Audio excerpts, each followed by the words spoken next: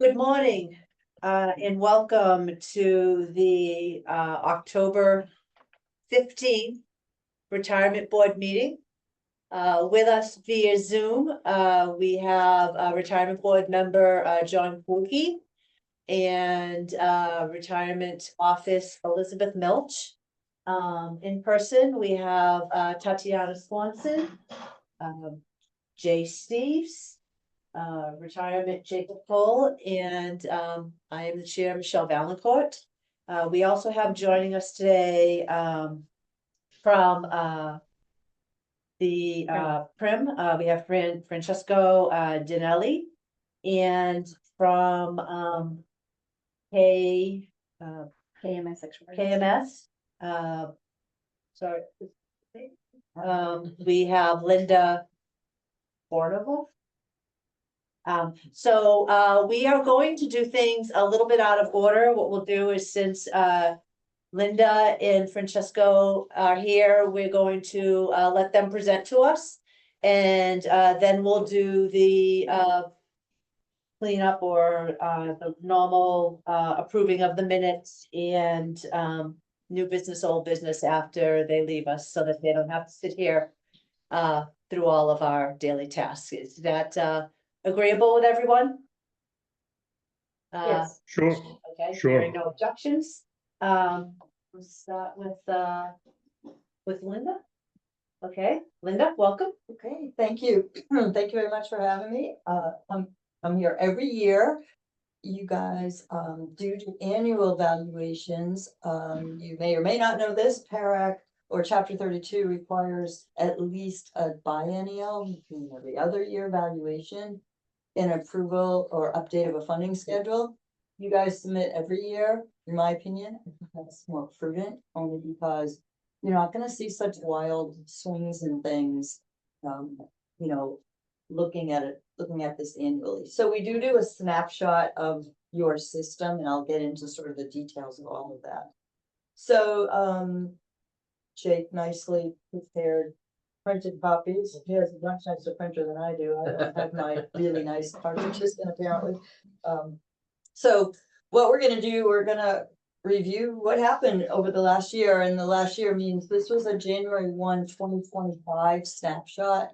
So we're gonna be comparing what happened since January 1 of 24, right? So during that one time, and I'm looking at Francesco's or Prim's new balance as of August 31, and actually things have changed quite a bit even since then. So this is why you sort of redo these things all the time, is because things can change.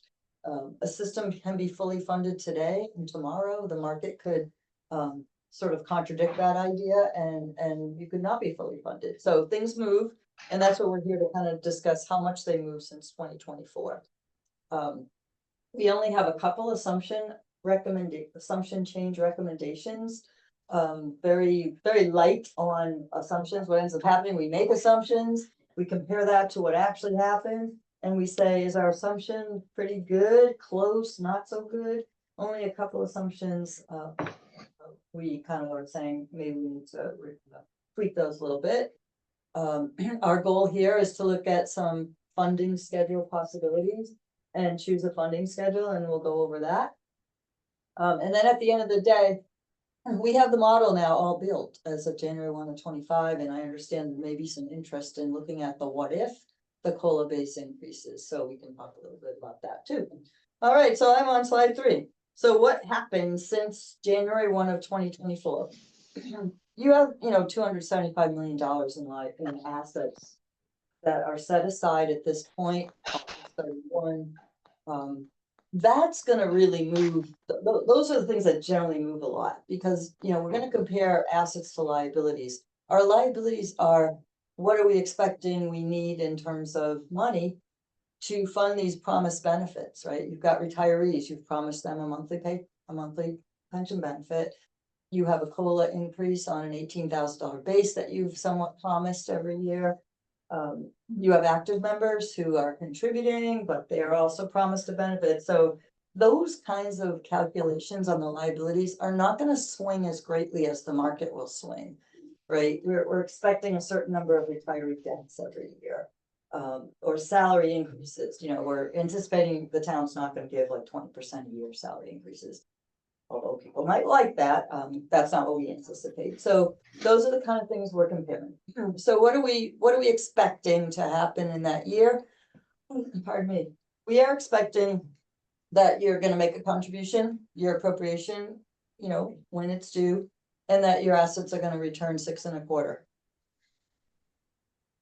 And the good news was, the assets returned about 9.5 over the 1 year. So you've earned more investment return to be able to fund benefits, and what ends up happening there, you have some nice gains. And you get to use some of that to fund benefits instead of, you know, raising and appropriating taxes. All right. So that was good news, positive on the asset gain for 2024. What we do in the actuarial community is that we're not gonna look, remember I said it's a snapshot, we're not gonna look at the market value of assets, because I can tell you, and Francesca will confirm this, you know, markets are volatile, right? And you're invested in the volatile market, right? So what we do is we actually smooth the market value of assets, and we call that the actuarial value of assets. We look at every single year's gains and losses, and we only recognize a portion of those every year. So right now, at January 1 of 25, we're only looking at 20% of the gain that you've had during 24. And we're gonna have recognized 40% of the prior year, and 60% of the year before that, and 80% of the year before that. Add them all up, you're very close. You're doing that smoothing is really very close to your market value, but it really does help asset smoothing methods really do help control some of the appropriation volatility that would otherwise happen if we use market value. We're only $1.1 million off from market value by doing this exercise of deferred gains and losses. 2022, as some of you may remember, and every system experienced some significant losses. So if we were gonna do a valuation right after, you know, the 2022 year, we would have seen some tremendous spikes in appropriation, but because that year we only recognized 20% of that loss, right? It really mitigated some of the volatility. Same as this year, we got a nice gain, but sorry, you can't recognize it all. We're only gonna recognize 20% of it. So we're only, you know, we got $1 million left, sort of keeping it in our side pocket. It's not a lot.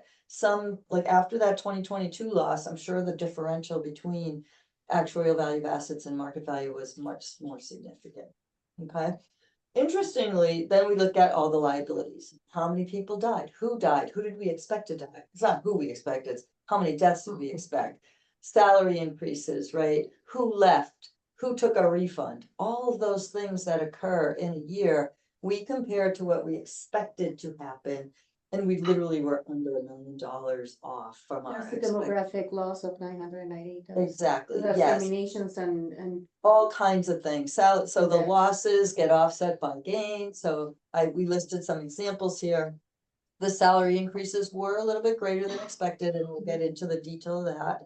Anytime the town hires somebody with a past, meaning they might have come from the Natick system or Middlesex County or wherever, right? You've brought in a person who technically isn't really new in some cases, right? So that person who you never knew about with 10 years of service maybe comes into the system and boom, they create a liability right off.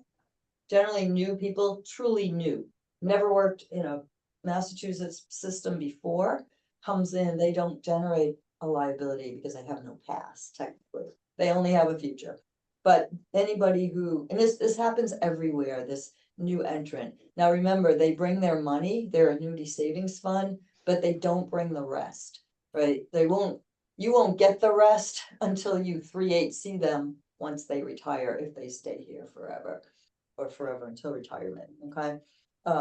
Number of terminations were greater than expected, so that means more people left, the promise is done. They might go somewhere else and you might get a 3/8C, but we don't know that, right? So we see that as a gain. It looks like inactive mortality. When you have a gain with inactive mortality, it means more people have died than we expected. And there weren't any new disability retirements, so that, as you know, disability, the probability of it occurring is low, but when it does, it creates some significant losses. Those are the demographic pieces, meaning it's applied to the people, all of your members, actives and retirees. Can I ask you a question on sure, the yeah, disability absolutely. retirements? So I know there's a few that we had on the table. Are you taking those into account if there's discussions about them, or are you waiting till everything's dead, done and over with? The latter, so this was our January 125 snapshot. Somebody might even like be in the data as a retired. Nothing this year in 25. Yeah, so So if maybe if the it's discussions are going on and say it gets approved in November, Mhm. right now on January 1 of 26. That would be person would be the in the data as a disability retiree. That's when that loss might happen. That person could actually, we always check on that if somebody. Because somebody's kind of eligible, like you get our list of what happened to this guy, oh, they're pending. We want them in there, we want them in there for something, so we just maybe put them in as a regular service retirement. To have something, so it's not a drastic, we don't want them to disappear and then all of a sudden show up. So, yeah, so it is again the snapshot, what was your members and retiree status on that day? For example, if somebody died today, they're alive, according to our model at this point. Okay, couple other, I'm gonna call them dollar assumptions that we make, our administrative expense assumption, what does it cost to run the system, right? You've got Jake's salary, you've got Liz's and all the other things on running, postage and running elections and all that kind of stuff. Legal, actuarial, auditing, all of those pieces are part of our administrative expense assumption. That's quite an increase. What are you assuming in that number? It was not, it's two different things, so. I'm gonna get into the details of that assumption change. So we're increasing our administrative expense assumption and we're also Oh, I'm increasing. sorry, I'm reading that The wrong. 3.8C, yeah, I knew, Okay, okay, that's what I knew, it was like, I don't think it went from 430 to 625. okay. Yeah, so, Yeah. so 3.8C again, that's when somebody was here, left. Yep. Retired somewhere else, you get a bill for the portion, but vice versa, right? You send out bills, it's the net. And what is an increase from? What is that? That's in our, Okay. in the details, get it. yeah, we'll get there. Okay. All right, so benefit changes. Last valuation, the January 1 of 24 valuation, we kind of did an anticipation of the $18,000 COLA base. Not all boards do that. You guys kind of were like establishing a funding schedule using that 18,000 base. It did pass, so we were like, we're all done. We already had recognized it. You don't have to recognize it again. So we started to fund it like a little sooner, which is a good thing, right? In actuarial funding, always pay now or pay more later, right? So you anticipated that $18,000 base in the January 1 of 24 valuation, started funding for it right away. Lo and behold, it did pass in 24, right? For the July 1, 24 COLA. Got that right? July 1, 24. 25, it went into effect. July 1, 25, 18,000. even though it passed a town meeting. Oh, did you have a special town? Did you have a special? No, Yeah, just just went now through Passed it. in May of last. Yeah. Of this year. 25, Of sorry, 25, of yeah. 25. See, yeah, because I was here. But we did Yeah. incorporate on one of those funding schedules prior to. that. Yes, yep, so we kind of said, oh, let's do the what if, and you guys were like, okay, cool, it wasn't that much, so. They'll be back, he has an emergency, yes. There's a fire drill I heard. Yeah. That's, that to me is important, probably more important than actuarial funding. All right, so on to slide 4, not to spend a whole lot of time. These are just the things that occurred that I've already talked about. We started with an unfunded liability. This is what you have not set aside assets yet for. So you're at the 73 million mark. Right, we expect something to happen, like we take our calculator, we roll things forward, we expect the assets to earn 6.25, we expect benefits to be paid out and liabilities to increase with different things, right? So that's the expected, so we expected things to drop, kind of like your mortgage balance, FYI, if you have a balance, you're hoping a year from now, it's a lower balance, right? So that generally happens here. But you had a demographic loss for that 990,000, but you also had an asset gain. So here we are sorry, we didn't put our dollar amount, so didn't finalize it. We are at now a $66.1 million unfunded liability, so we definitely have made progress. And the next slide, slide 5, will show you that. The chart with the lines there, you can see the little bit more volatility under a market value of asset is the dotted line. Do you see, like in 2022 on market value, the funded status kind of went up a little? That does not recognize the loss of 2022. That would have been in 23. You can see the dip, but the solid purple line is definitely a straighter line, doesn't have as many peaks and valleys. So for your funded status to improve, obviously your assets must grow faster than your liabilities, and that has occurred. We went from a $73 million unfunded liability to 66 million. Okay, moving along. So our purpose, we've already discussed on slide 6, that we're going to review the liabilities and the assets. We're going to review every assumption that is made in our model and make sure that they're still appropriate and consistent with each other, and that they're reasonable. And then also that they conform to the actuarial standards of practice. Our goal here is to establish your FY27 appropriations and beyond. The funding schedule that is dictated by Chapter 32 has to prove out that if you follow this funding schedule from this day forward and nothing else happened, nothing else happened next year and the year after, that you should be able to fully fund that $66 million. Okay, so we hope that at the end of the day today, you will have adopted a new funding schedule. And then we always add this, we can determine the cost for various benefit options. The one and only really that has ever asked of us is to what if we increase that COLA base to this number, or that number. So that's an easy lift for us at the end of the day. All right, so slide 7, this just kind of gives you a little schematic on all the pieces we look at in our model.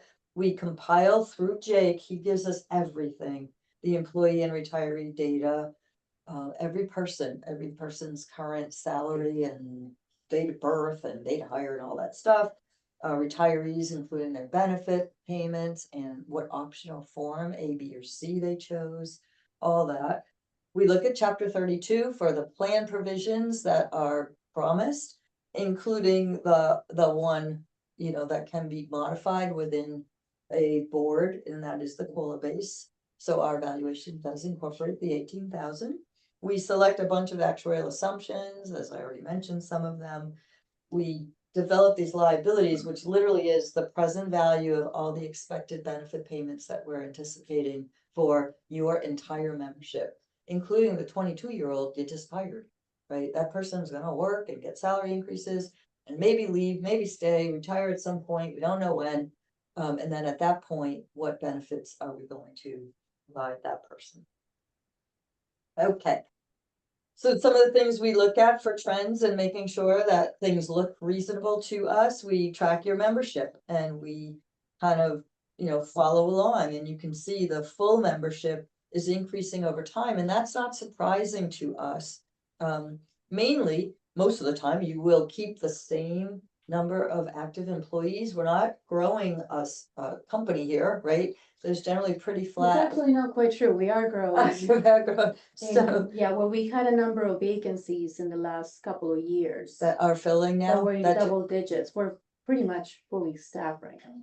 Yeah, okay, so you can kind of see, okay, teal, lowest number, teal and the pale green are the fully active membership in our chart here. So you can see in 22 and in 23, it's lower than it was or is now, right? Why do we separate out this teal and the light green? Do you remember on April 1st of 2012, there's a new membership, new members are subject to different, not as valuable retirement benefits. Sorry. So you're part of the 534. Yes, I'm like a Yeah, and you'll see like the teal group is declining, right? Those folks are eligible to retire and they are retiring, whereas the other group will be the group that's expanding, right? So back in 2012, when the legislature said, here's a new tier, we call them tiers, a new tier of people, of members, right? That was to save money way out into the future because you're not retiring soon.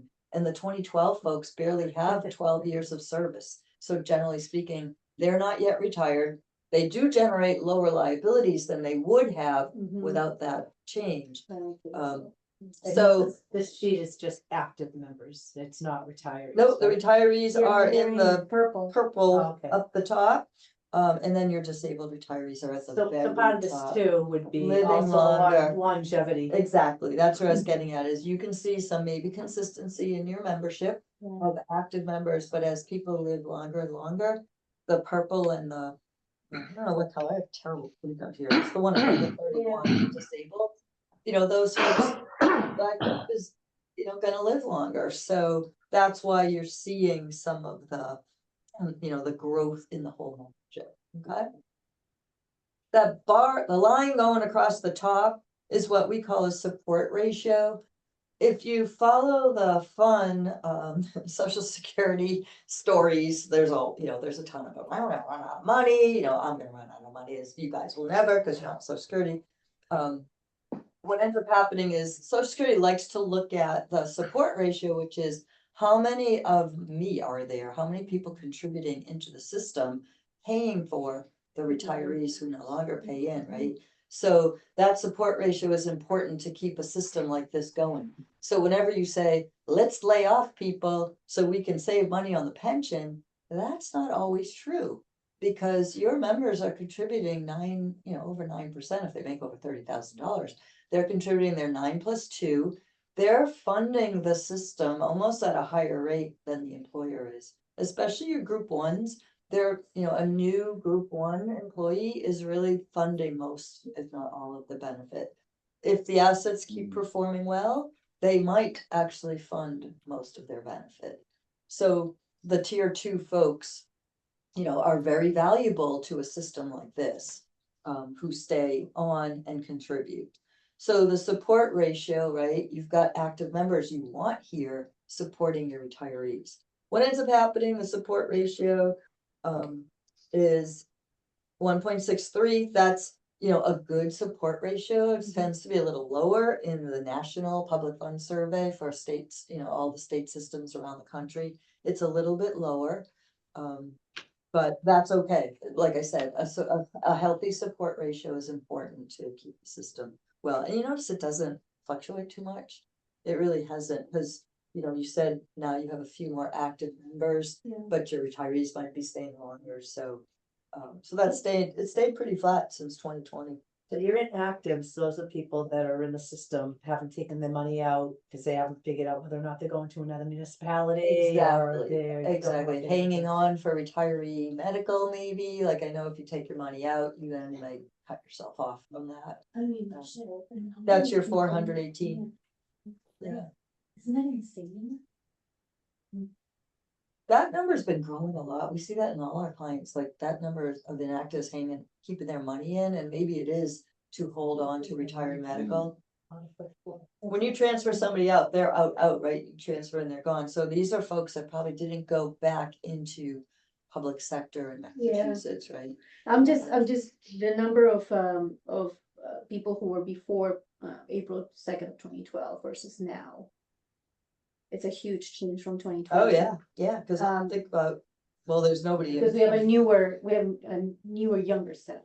Oh, the other thing too, by the way, I think I think we put this in our report, because we weren't around in 2012 with you guys, we could not identify that from 2014 on, there should have been some teal numbers, sorry. Oh, We should have noted that in this slide. This chart is also in our final report, and we do say we didn't have those numbers. you didn't have the teal numbers. We didn't have the teal numbers exactly. We knew who was active. Yeah. We don't want to make an assumption, well, we didn't have this data, so we couldn't identify. We only had that there were 742. So active there is a members. number there. There of is a course. number, we Okay. just don't know, from 2014 on. In 2012, there wouldn't have been, because January 1, Yeah, yeah. 2012, Mhm. it hadn't yet But happened. just from 2022 to 2025, she was saying we went up 120.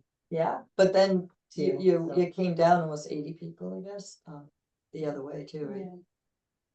On people retiring or leaving, your older, your longer service people, not necessarily older. All right, so that's membership. Okay, here's one of the assumptions that we are recommending a change to. Their administrative expense assumption, I already talked about what those represent. It's basically keeping the system rolling. It's in your PARAG annual statement. It's a whole section on disbursements, not retirement payments, none of that. It's the expense piece at the bottom, not including management, investment fees, custodial fees.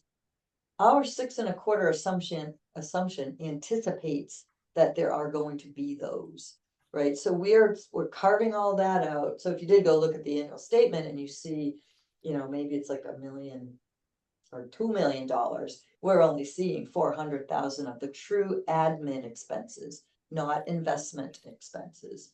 So we give a little history here of what's happening in your admin expenses. We actually collect the budget of anticipated 2025 going forward.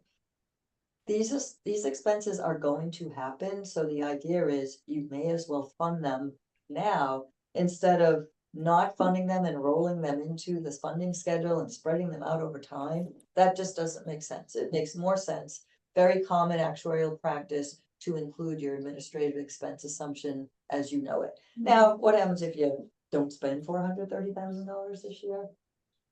You funded it. What if you spend over? You're gonna have to draw from the rest of the assets to pay for it. So we're going from 414,000, remember, we're giving it a 3.5% increase. So this isn't really a huge increase. It was just based on pretty much the budget. All right, so that's one assumption change that we are.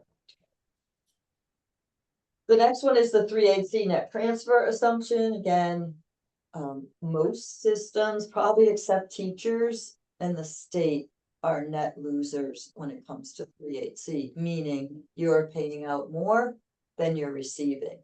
It makes sense. Even the regional systems are generally the biggest losers, because you might work for a small town, right, for a few years in a regional system, and then you might go to the bigger city that has its own system within that regional system.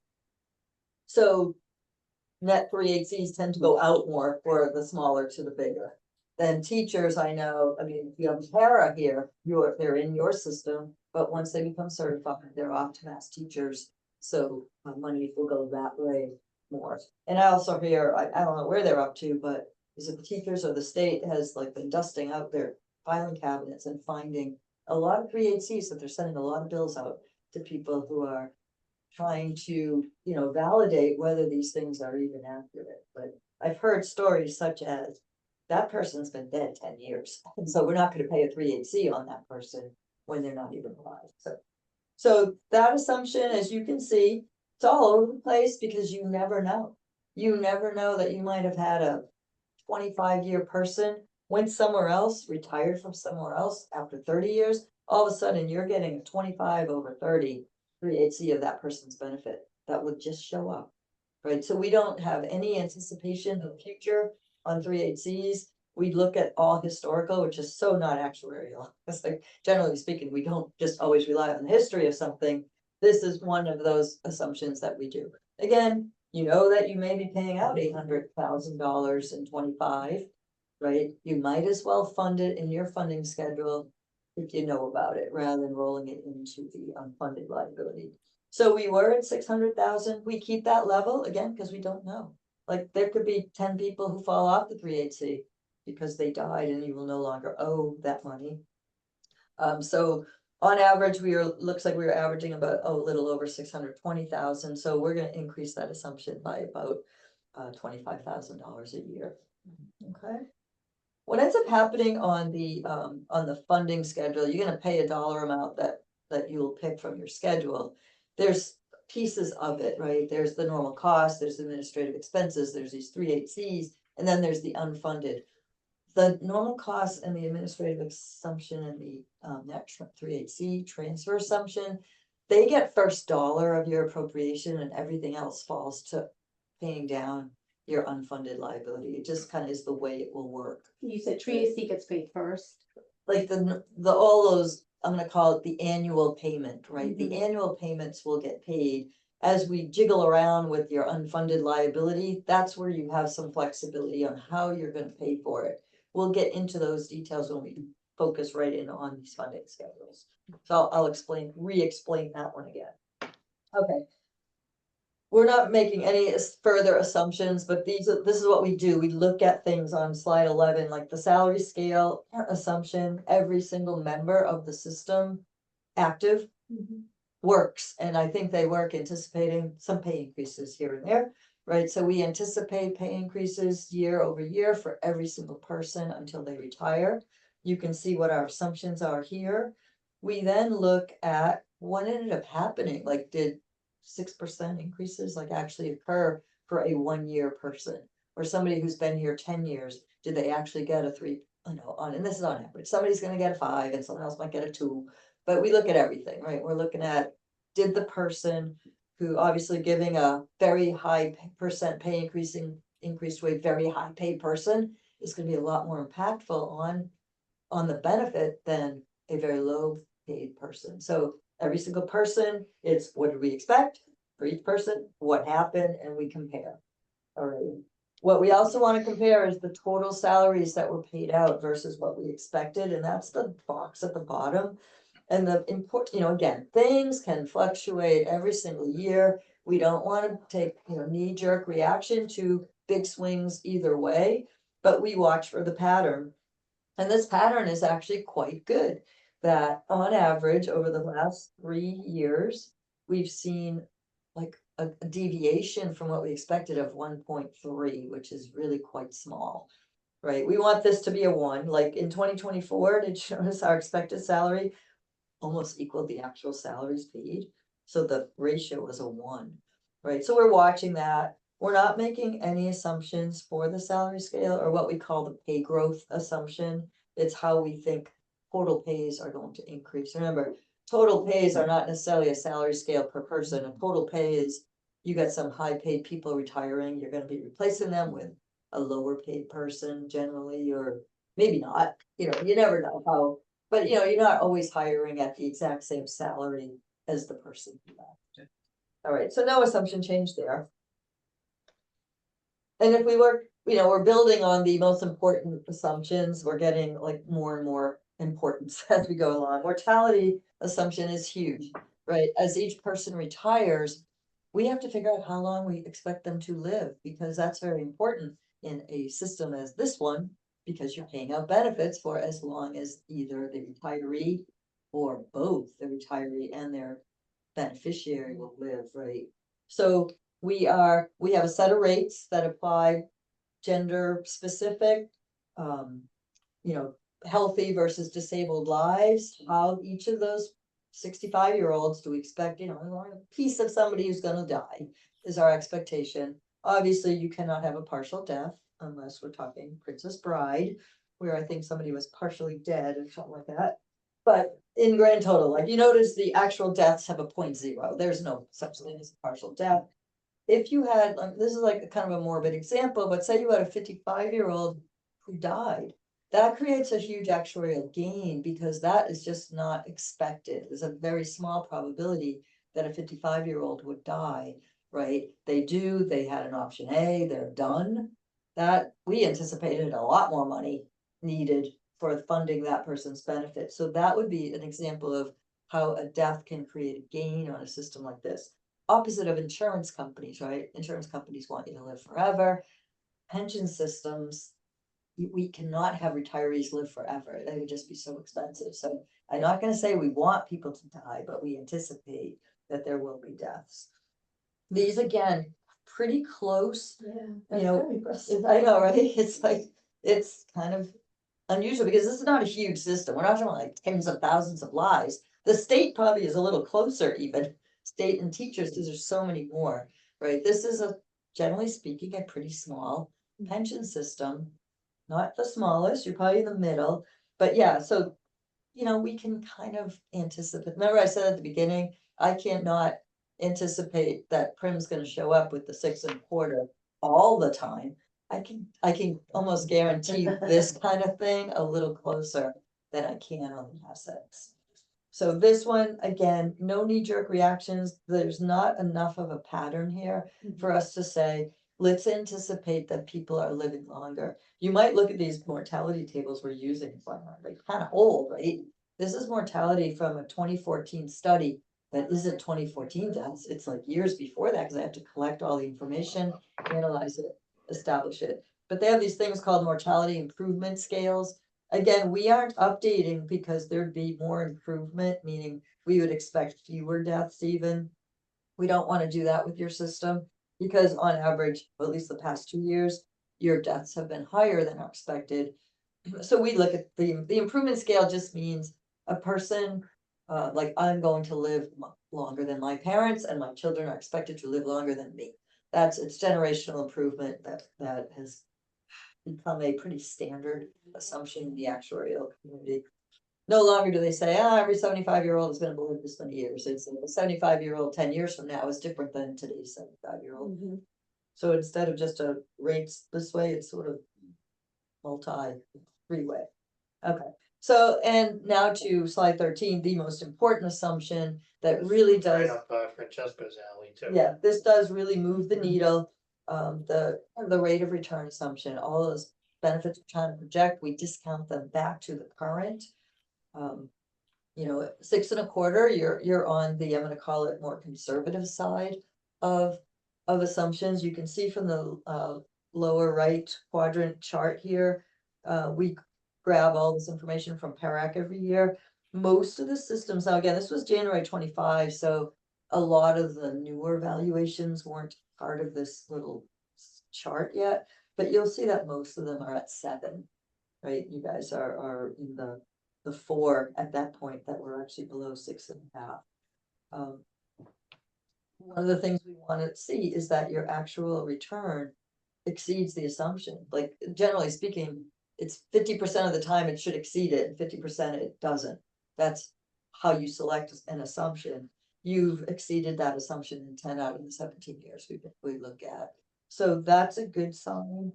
The other interesting sign, and actually in the upper left quadrant, you can kind of see the bar going across. That's the assumption. It's dropped, since 2008.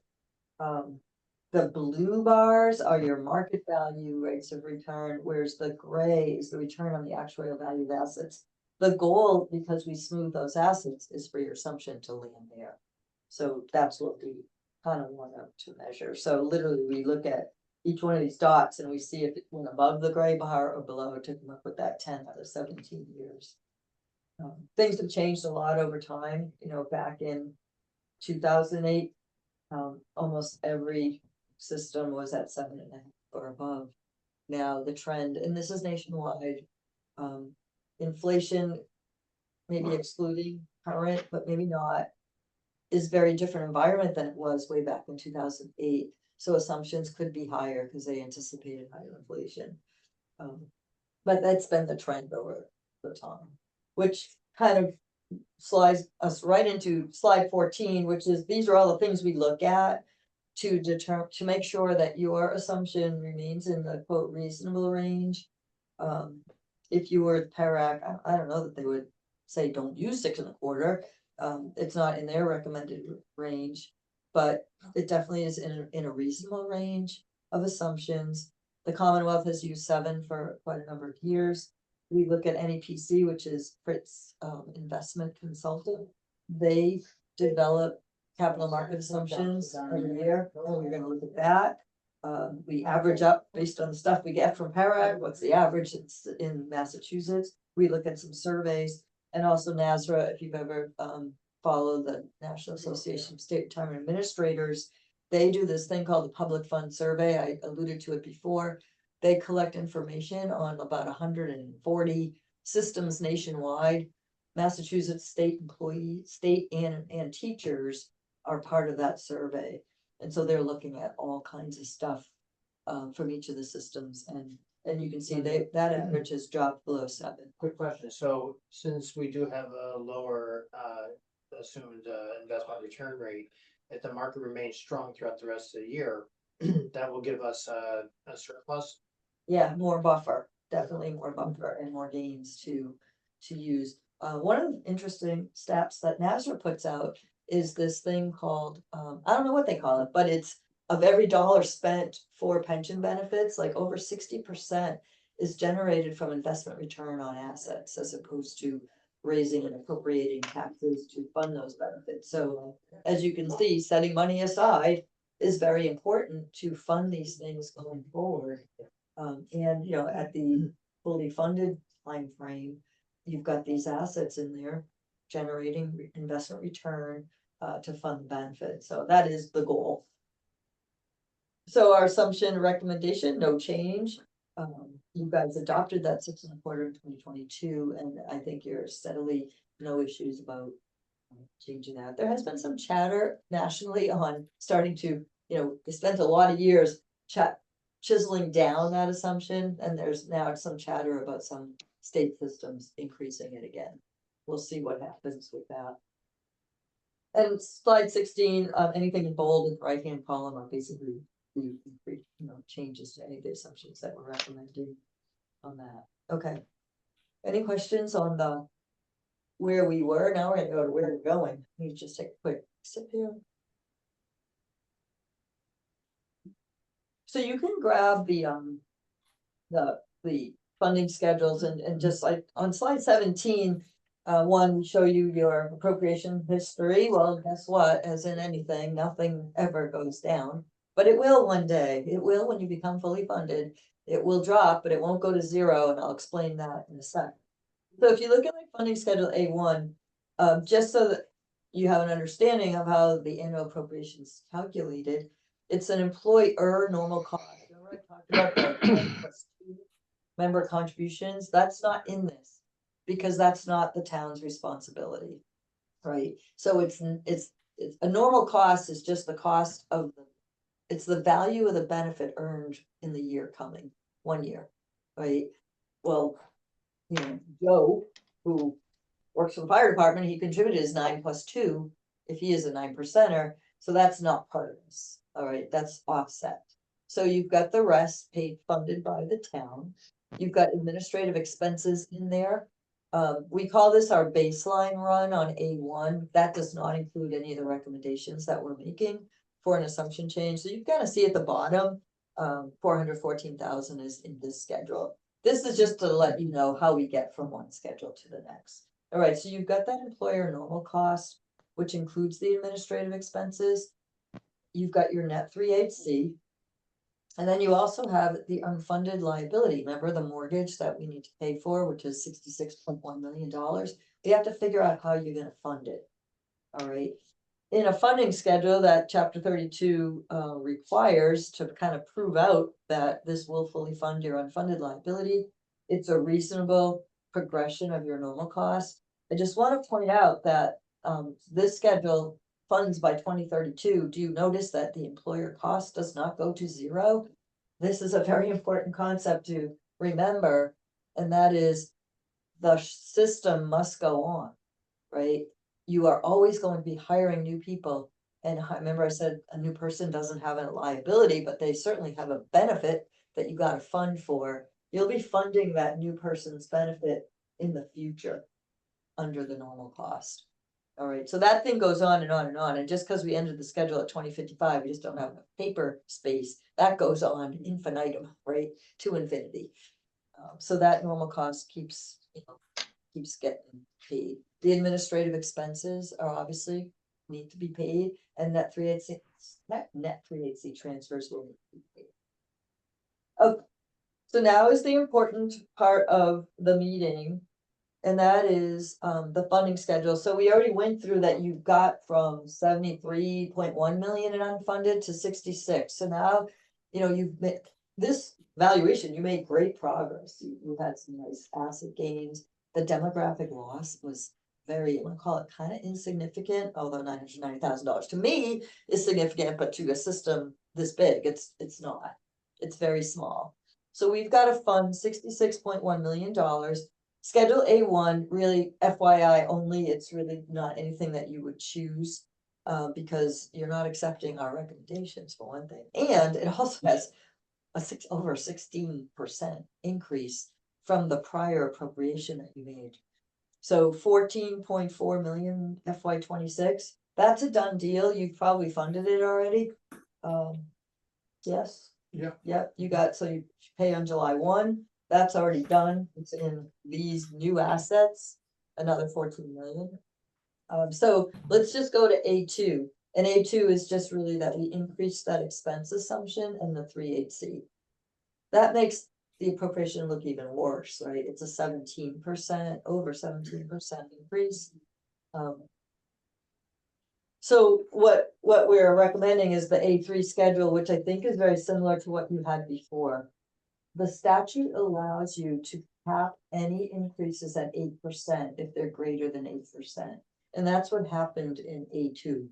A2 shows a 17% increase from the prior year. That's probably difficult to manage. So the statute allows us to cap it at 8. If you look at the column called total employer costs and the 2024 schedule, you'll see for the next 3 years, they're identical. That's because this is the same schedule you had before, was this 8% increase. We actually tried to create an A4 for you to shorten the schedule, because on the idea of pay now or pay more later, but we couldn't get 8s everywhere. It would have been more than an 8. Like we couldn't, the period was too short to try to get you to be able to fund that 66 million, and literally it would have been 1, 2, 3, 4, 5, 6 years. It would have been 5 years. We just couldn't make it happen. So unless you wanted a higher than 8% increase, I kind of out on a limb and figured you didn't. So that's really where we are at. A3 includes the increased administrative expense assumption, the increased 3/8C, and an 8% cap, still funded by 2032. And I think your emerging issues presentation, you did a great job with when you and Siegel showed that chart of all the little circles of where all the 100, plus retirement systems sort of land in terms of a fully funded year. And of course, we know that there will always be expenses even after that, as you just mentioned, but we're sort of right in the middle of the pack. Yeah, 2032 has been a pretty popular full funding date. 2040 is the statute, right? That's in statute, technically, and you obviously have a 8-year buffer here. HERAC does have I'm gonna call it a rule, unwritten rule, a theoretical rule, if there's such a thing. They like everybody at 2035 or before, right? So it keeps that 5 years open for the what if. But I think we've probably been chiseling it back a little bit over the years, is bringing it back, because again, if you can, if you make the payment sooner, it just saves money at the long run. Now, a funding schedule, would you be able to run one if next year the board chose to increase the COLA base to 20,000? Yes, absolutely. So you can choose a schedule today. We never anticipate any, I'm gonna call it like unapproved increases, right? That would be at this point a what if. We can give you one of these with a $20,000 COLA base. Whether you're gonna be able to make it at an 8% increase, and say you pick the schedule and you choose to increase the COLA base. The only caution I would have, or preempt, is that you might have to extend the schedule, pay for that, if you cap at 8%. Or you might say, this is what it would cost, like I can go with this 8%, and here's the additional amount I'd have to fund for the 5 or 6 year period to pay for that increase. That's another option. In other words, it's 8 on this, but whatever that, it's basically like taking out an equity loan that you'd have to pay over 5 years, right? What do I owe for that equity loan, independent of this 8% cap? At the end of the day, though, when we're gonna be back here a year from now, we will have, if you approve the 20, it would all get rolled in, and your 66 might become, 70 kind of thing.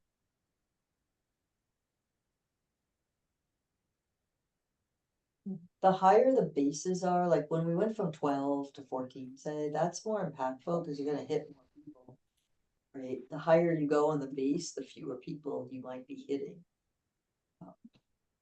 Just actually don't have. Yeah, no, a you're stat. right. You know what your average pension is not off the top of my head, but you are right that you would, rule out, you would rule out people as well with that. Right, I mean, they'll ultimately get there if they're young enough retirees, Yeah. they'll ultimately hit the 20 and then we start capping, but as. The rule of thumb is like 0.5% of your liability will be the increase amount. But as we move that base up, that 0.5 comes a little lower. Yeah. So it sounds kind of weird, right? You raise the base, and it's less, to go from 12 to 13 is more expensive than to going from 18 to 19, something like that.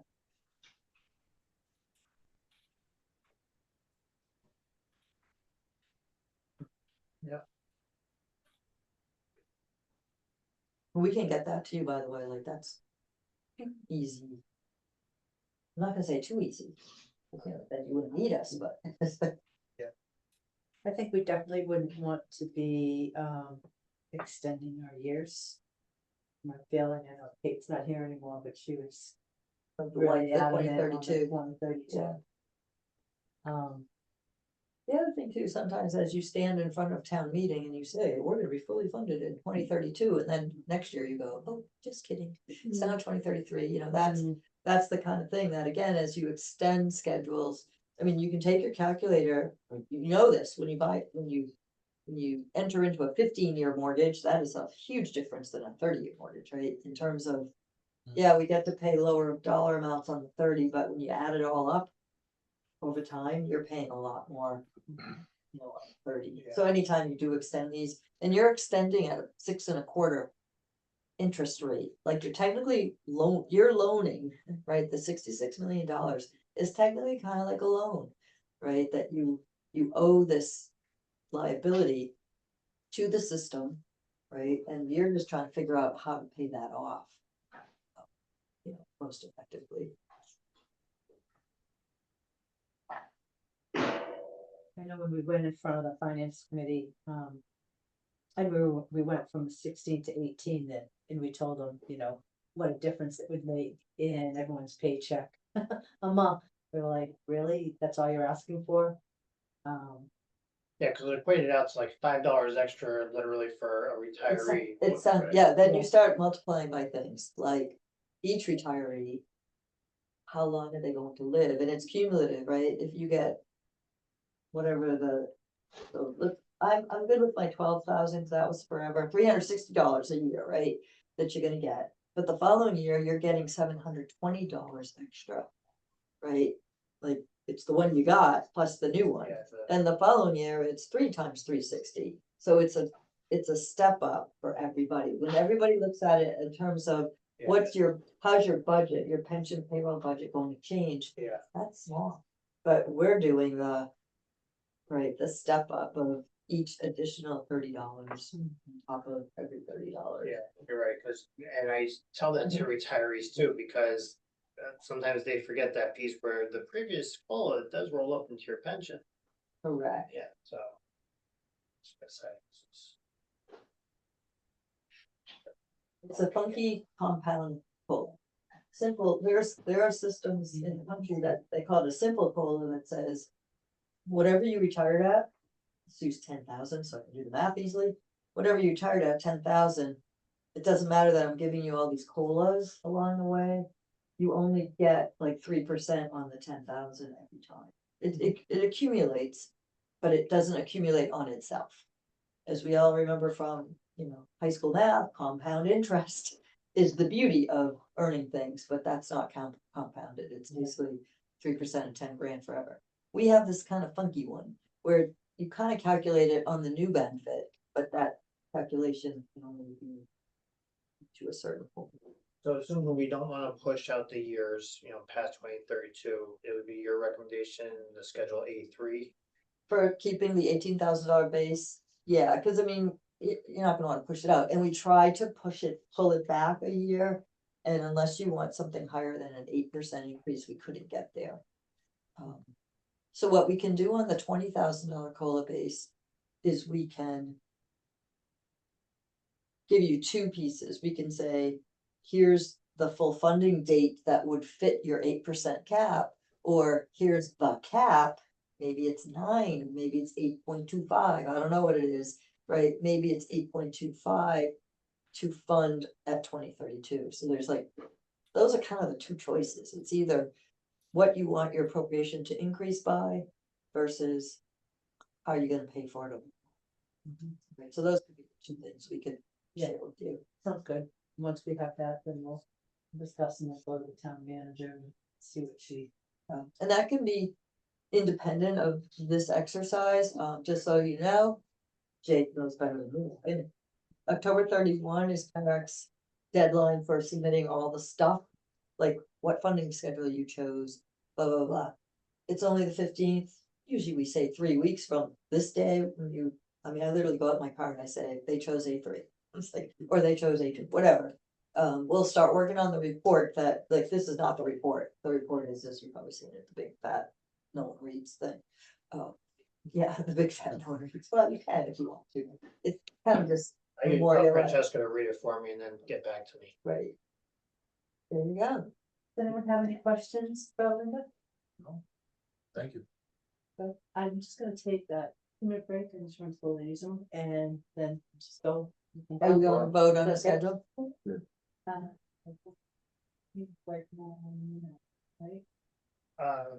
Well, we really would wanna be able to do it prior to the next meeting. If we were to make any change, Eric would need to know that. What is the vote on? What's that? Adopting a schedule, because PennRec needs this information by October. Because we 31. just went to 18,000, we wouldn't be going to. Most likely, Michelle is our board chair, but. 20,000 would probably be down the road a little bit. Okay.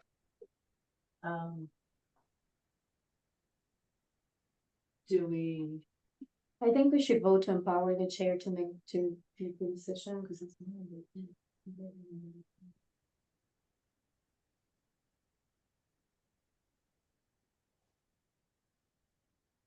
so, Maybe we can vote to empower you to approve the funding schedule. after this meeting? Yeah. Because it's not on the agenda. We can't take the vote if it's not on the agenda.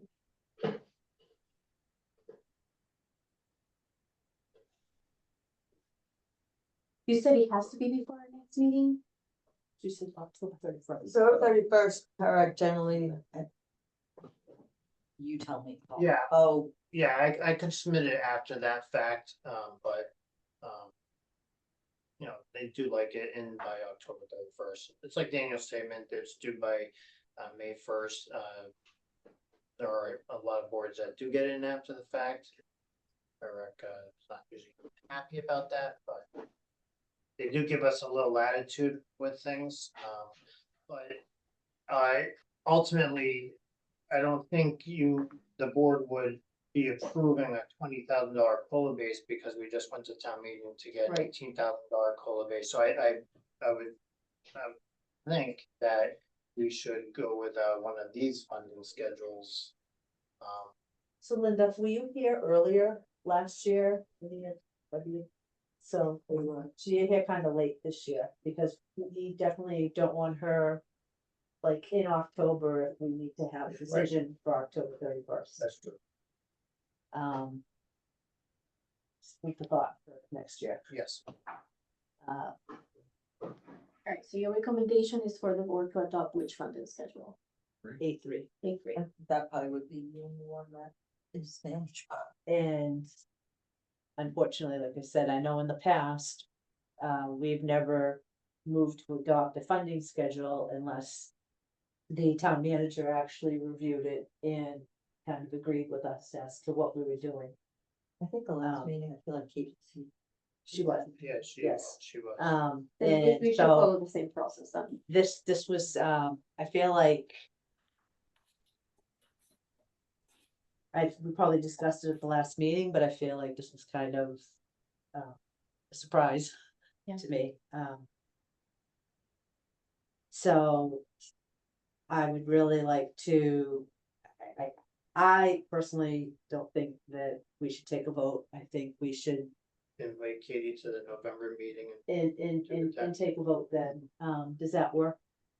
Yeah, Yeah. And you have to deal, Yeah. I don't deal with her will be in that in regard. violation, or how No, bad no, is no. it? I don't think No. it is, Yeah. could they have convene- 104 boards to collect. We could from. convene the board as well before the end of the month. We could reconvene the board for the vote. In the I next don't couple know. of weeks, call Katie in. Yeah, we could do that too. Okay. So why don't we table this? We will have a discussion with the town manager, and the board will, She can get us a revised funding schedule with the $20,000 COLA base. reconvene towards the If you want it Yeah. before October 31st. Up to you, really. So that's the preferred, so we should have a meeting, maybe the last week of October Yep. sometime. Yep. And invite Katie to it. Beforehand, we'll give her the funding schedules. Linda might need a couple dates to get us a funding schedule with one or two at the 20,000 COLA base and what those costs would be to the town. And then I would say probably not extending the 2032 Mhm. timeline. So keep that as a fixed point. yes. So, then we will compute the increase over prior year. If using 2032, I don't know if 8 will work every year, but we can jiggle that 8 to like 8 and something. Yeah, okay, so it's what cap with 2032. Right. Okay. Then we can reconvene in the last week of October and ask if Katie would be available on those days. Beforehand, she would have the funding schedules. Right. And she'd be able to have a little insight going into the meeting.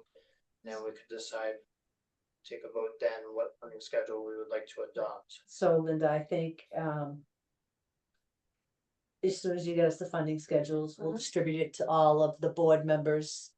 They give us a few days to review it. We can, do another meeting before October, which you can zoom in on, so you don't have to come back Yeah. and visit. So we'll continue on our, like, assuming you will, if you wanted to do like we did last time, just want to clarify. Last time, we proposed a schedule with 18,000 total base, it had not yet been approved, but that's what you adopted. Mhm. Same kind of scenario under the 20, that will go like A4. Mhm. Will be a icky one, because A4 is gonna have this big number. And then we'll cap it, and we'll figure out what that cap is at 2032, so it might be 8. Mhm. That you could adopt a 20K base schedule, even though it's not yet approved. Right, so we could look at an A3 or an A. Yeah, that could be.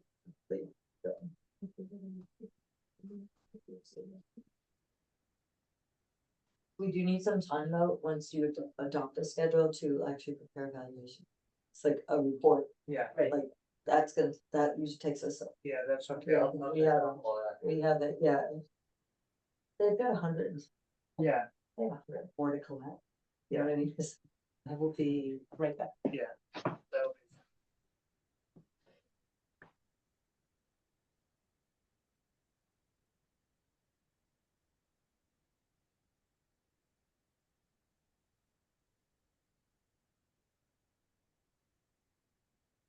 Any questions, but maybe we should wait for talk back, but you probably don't wanna stay, or you're welcome to. I have a lunch in Boston at 12, so. Okay. Tell some time. Where I'll did you- listen to where them. did you park anyway, I so- park at Walgreens. Yeah, that's good, okay, yeah. It's the easiest parking client yeah, except for the ones that are out in the middle of nowhere and park. Yeah. We haven't gotten in trouble yet. Do you have a town hall parking lot here? Is it- Well, not really. That's why I've always just turned in. Yeah. I did park right in front of a Walgreens customers only, so I went in and I bought some orange juice. There you go. So I am a customer, yeah. I park pretty far away just to stay at people's ways. I park up on that side behind the bank. So in the so you as an employee actually go to the Walgreens lot? No, Or- so Walgreens, I know it's a little It's over disorienting, there, but that's yeah. over there. Oh, I okay. I know, look at that, Bank of America as a reference point. Yeah. I'm parked, 2 parking lots over across the We have some subway. spaces on the MBTA train station. Oh, And then okay. there's Oh, that's- about 10 of us that have parking spots at Walgreens. Oh, okay. Yeah, cause don't they have a door in the back, like get there too, in the store? Am I thinking of someplace else? Probably for the loading area. Yeah, I stay out of the way, I just park over behind the bank. But there is spots before the tracks, like some, establishments right over here, like Bagels Fast. There's a cleaners over there. Dry cleaners, but that's how you enter that immediate parking lot. That's another place, you can park. But you have to pay attention to the signage, because some is permanent parking. Well, I was thinking, when you're putting this together, you're gonna go up, you're gonna do an assumption of, 20. Yeah. Can you do one for the assumption of 20 if we, so we're looking at fiscal year, we're in fiscal year 26 right now. You're going to do the assumption based on fiscal year 27. Can you do another one that we don't do the 20 in fiscal year 27, but we do it in fiscal year 28? Yep. So 7/1/2026 is the effective date of. Like first choice, and then 20 at 7/1/20, delay it. Yes. Yep. So in case we Yeah. decide that we don't wanna go back to the finance committee. So Two this is an consecutive and/or. years and we This kind is of a- push it out This is here. an or, like, we Yeah. either Yes, approve it now and it's effective 7/26, or we. Don't approve it, and we wait down the year right. and approve it. Yeah. You wanna go right from 18 to 20? Cause it's a 1,000 increment that you choose. Yeah. Yeah, historically, they increase it by 2. Right. I think it Yep.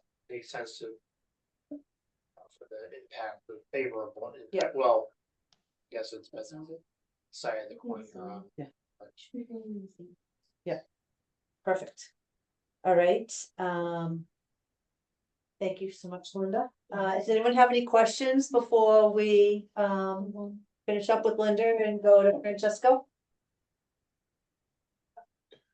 No, everything was covered excellently. The tier 2 people and the COLA was perfectly explained. Thank you so much. Almost. Okay, that's fine. All Okay, good, so I was gonna walk out, but, right, Francisco, Cool. Thanks so much Welcome. for having me back. Sound nice to meet you. Welcome aboard. See Bob's not. I didn't make it for some reason, Liz did reach out to him. Oh, No, that's Marty. that's what I'm sorry.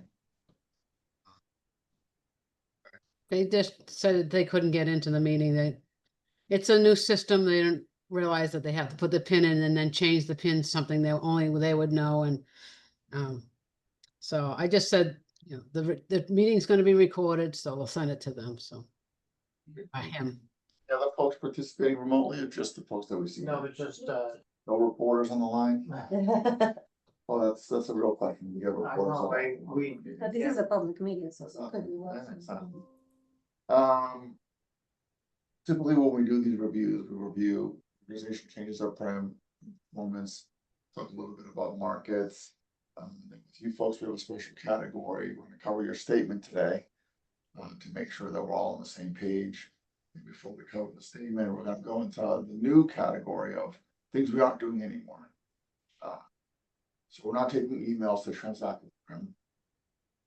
So you can no longer email us, try to make a contribution or ask for redemption. So you have to use the portal. If you want to change who has access to the portal, to log in, an existing person has to log into the portal, get the appropriate form and recirculate it. So you should know who you want to as who's your authorized signers and who has portal access. So we can demystify it. That's how it works now. So it usually would be Diane, myself, and then the treasurer. I course, just look at reports, but the custodians of our accounts that do, the transaction on behalf of the board, not on behalf of me, but on behalf of the board. They're the ones, who would, send the board's direction, authorize a transaction via print. So if you need to add any folks to that, access to the portal, just let us know. Mhm. So that's a new no. And I guess taking half a step back, why are we doing everything in the portal? There are a lot of bad actors out there, it's on the dual encryption. There are a lot of reasons why we're going away with. Yeah, when you get into components.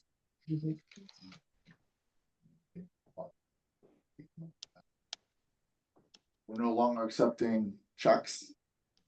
So. Wire transfers only? Just send us any checks, and this is wire transfer, you can send us as many as you like.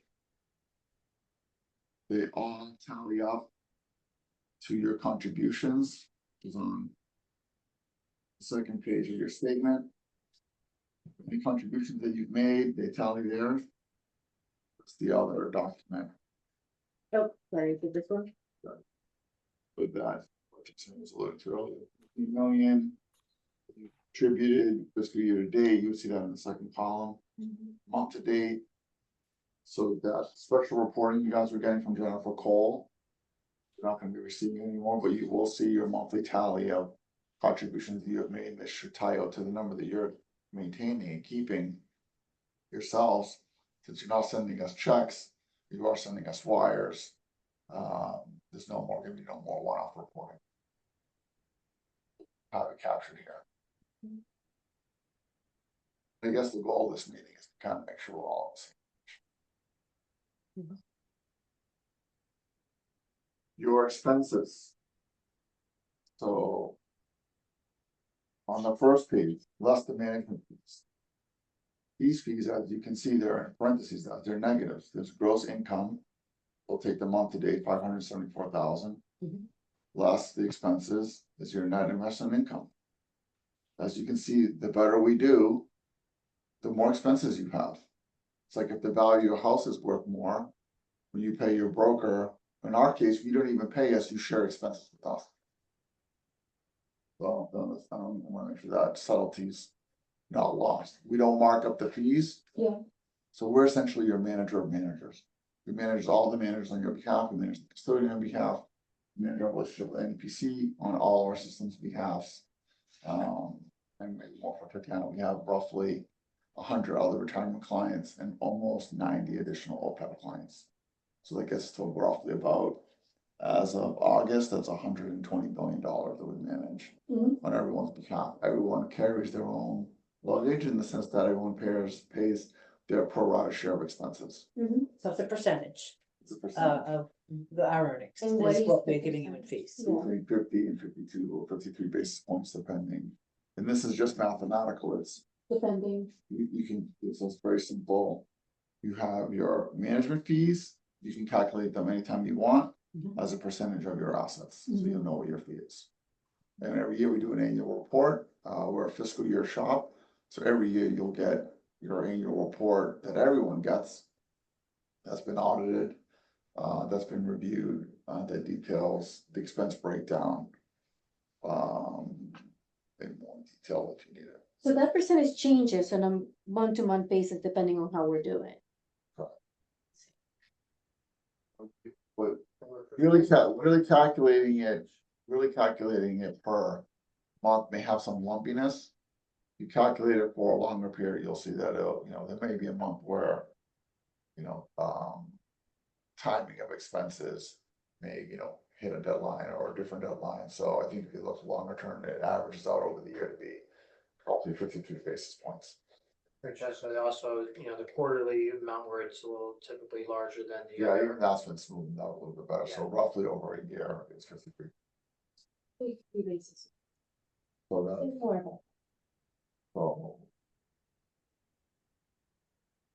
We want to get to the asset allocation breakdown, so 53 basis points, if you consider a portfolio, that's about 40% alternative. One thing that I wanted to highlight. before here.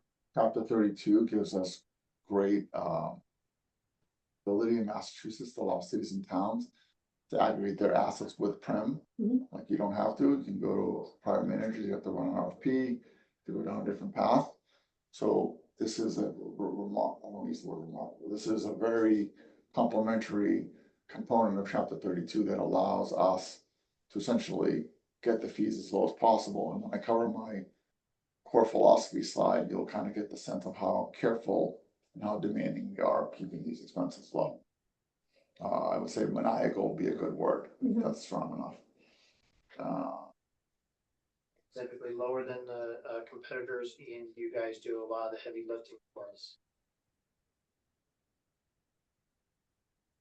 So. So, If I was to explain this to a lay person, and by the way, I am the lay person here. What I'm gonna say is that depending on how we're doing for net losses and earnings, that is what becomes the basis for the management fees. Is that correct? Your management fee is based on your assets. On my assets, right? So as those fluctuate, so will the management fees. And it's not based on a steady percentage, it's based on, Or roughly, you take each of the asset classes, so Mhm. let's say global equity, if your global equity fee is 0.40 and your private equity fee is 1.40, you pay, if you have, what percentage of global equity do you have, you pay that fee. It all trickles down. so all- it's composite, it's It's a a, composite, exactly. yeah, of all the other. Yeah, fees. exactly. It's all, it's a pro rata share of everything else that everyone else pays. So everyone pays Per asset some class. for any component, even our expenses. Okay, So when you add them all together, it's roughly 53 basis points.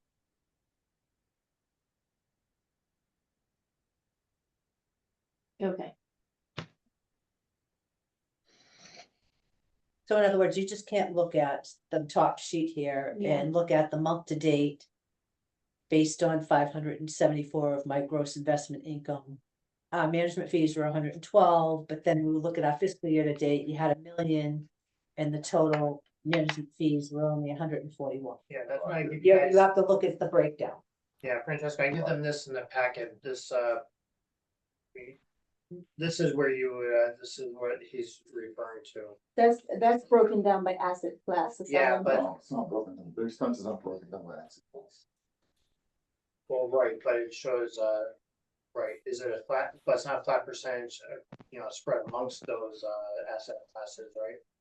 What's a transparent, when you take all of our expenses, this is our assets after you've paid the fees. Mhm.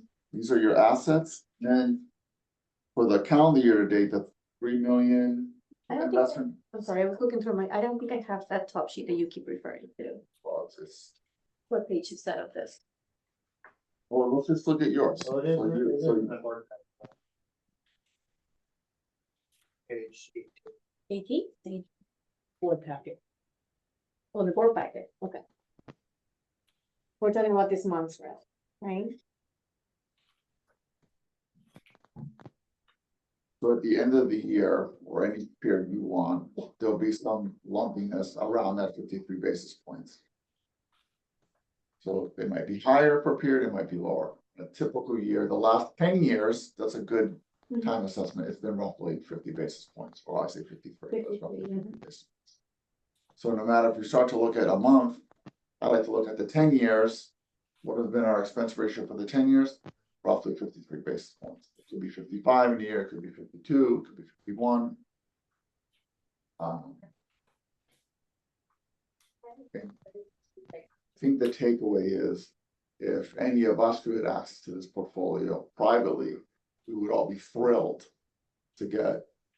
Our since inception return is, 8.5% with a 53 basis point cost structure.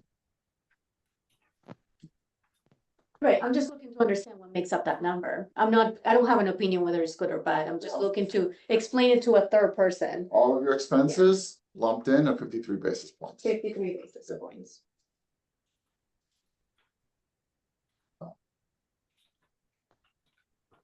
The breakdown of expenses per asset class, in the end, You're weighing it by all of your assets minus all of your expenses, gives you your net investment income. Yeah, of course. I So think we're, understand- So like if you're, hey, what do we pay for real estate? What do we pay for hedge fund? In the end, what you're paying is for everything that you get. And everything you get is roughly 53 basis points.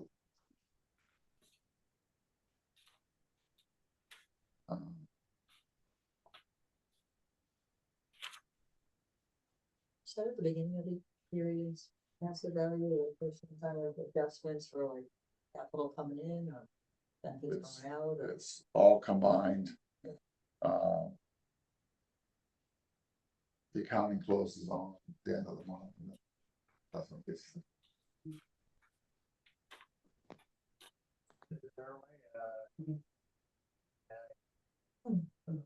Any other questions on those components so far? No. So slide 5, I don't know if folks they have it virtually, or if you know it alone. Yeah, John. But this will help us all kind of get into the sense of how do we run the Prim ship? So we're roughly $120 billion in assets, have roughly 100 clients. We're thrilled that we have $250 million or 275. We have money as of August 1st. This review is based on June performance. The Prim board next set of meetings will review the next quarter's performance. Sometimes there's a little bit of lag, so you kind of want to try to time these meetings so that as close as you can get to the reporting period. Slide 5 is, how do we steer the ship? So a couple things, I think Linda alluded to this earlier, is, I would maybe add a few words about, trying to predict the future of the portfolio, trying to predict the future of markets. Very hard to do, no one's proven to do it successfully over any period. So instead we have a portfolio that's fairly diversified, but it's definitely return seeking, right? You have to take a certain amount of market risk to get your 7%, our 7%, your 6.25% return target. As you can see down on slide 5, the last line says, we prefer a basis point of cost reduction over a basis point of return. So Tatiana, we would prefer to get the fees down to 52 more than we would prefer to get our 1-year number to add up 1% to the return. So we prefer a basis point of cost reduction over a basis point of return. Because then we know, well, we can count on those low expenses. And that's hugely beneficial to all of us. And you don't know what the market's going to do. So, that's a pretty important when you think about our expenses and how maniacal we are about keeping them low. Or finding savings. The other two things I would add, for philosophy, I've been now Prim almost 10 years. Pretty thrilled on the staff and the team that we have. We've had so for the June period, we have no senior staff turnover. For the June 1-year period, we had $5 billion of new investments. Linda didn't talk about it, or it hasn't come up much, but let's just say markets seem like they're performing well. So everyone's maybe less concerned about volatility, but it's always there kind of lurking. So we're pretty maniacal about, I guess not counting our chickens before they hatch, but managing volatility, managing risk within the portfolio. And I think the last part of the slide on core beliefs is we think these 3 risk, return, and cost, we think they're equally important. Someone may tell you, well, I'd rather have a car that's low on fuel costs, but it may not be great reliability. We think risk, return, cost are probably important. And they may be different than what you would hear maybe from financial advice. I'm going to skip all the committees and structure, which for Tatiana's benefit. Anything that has to get approved and voted on for Prim happens in public meeting. Has to go through. Have to go through slide 7. That committee has to go through slide 8. Those 2 committees, if they're relative to those components. Slide 9, same thing. We have a compensation committee. which I know this committee is very, this board is very interested in our compensation. He's not here. So, So for the record, right, so compensation so I'm gonna be Bob for a minute. So I think one of the things Bob was concerned with was I'll say the bonus you guys right. get. Can you just What go in? specifically is he concerned about? I believe when he was looking at, and you can correct me if I'm wrong, but he was looking at, say a person made $100,000 a year, they ended up getting a bonus of 50 grand a year on top of that 100 grand. The ratio between the bonus and the salary, and like I said, I could be stating this incorrectly, so I apologize if I am. Sure, Because yeah. I'm not him, and I get the I'm order trying to of magnitude. remember Yeah, I get the order of magnitude. prior. Yeah. So I guess I'll ask, So we. how are the bonuses figured out? Oh, that's a fantastic question. So if you dial into our compensation committee meeting, you'll hear we hire a third party. We compare our structure to other pension plans across the country, other factors, the private side, obviously we're in a very competitive market. And our compensation structure is in line with, third party review, goes through a committee, has a third party analyst firm that reviews our compensation structure, and it's in line with market. So can I go under the assumption that the better the market does, the better the employee does? Compensation is tied to our performance, correct? Which is what you would want, right? We want to be driving the car in the right direction, right? Can I ask, do we get charged for the bonuses? Is that- Everyone pays the pro rata It's share. part So you're of it, paying- yeah. it's part of the the- yeah, it's part of the management fees, and that's why, well, yeah, that's. Got it, so it's almost like a commission. No, not really. It's not everyone in Prim. Commissions Yeah, are a they- strange word, yeah. but I would say, we receive bonuses. It gets voted on in public Mhm. meeting. There's a whole compensation package that you can review. It breaks down what other, public plans receive there's other, analogous compensation structures in that review. And it's very thorough, and it's been going on for, I don't know how long we've even had that committee, but quite some time.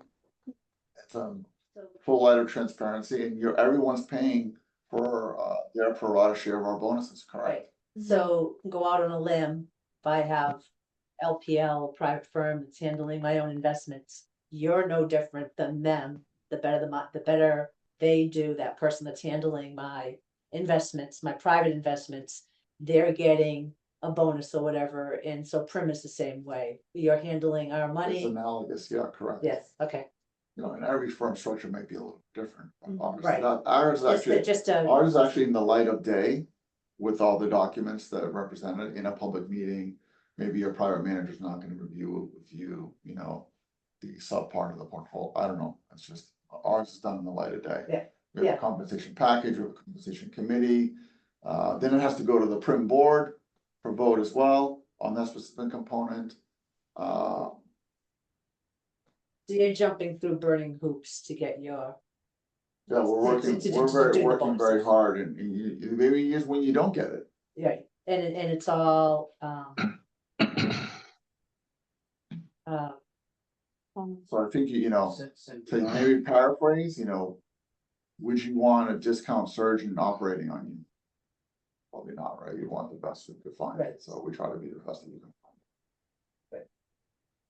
I think a big takeaway is it's a thorough, comprehensive, process, before a lot of these things are approved and instituted there.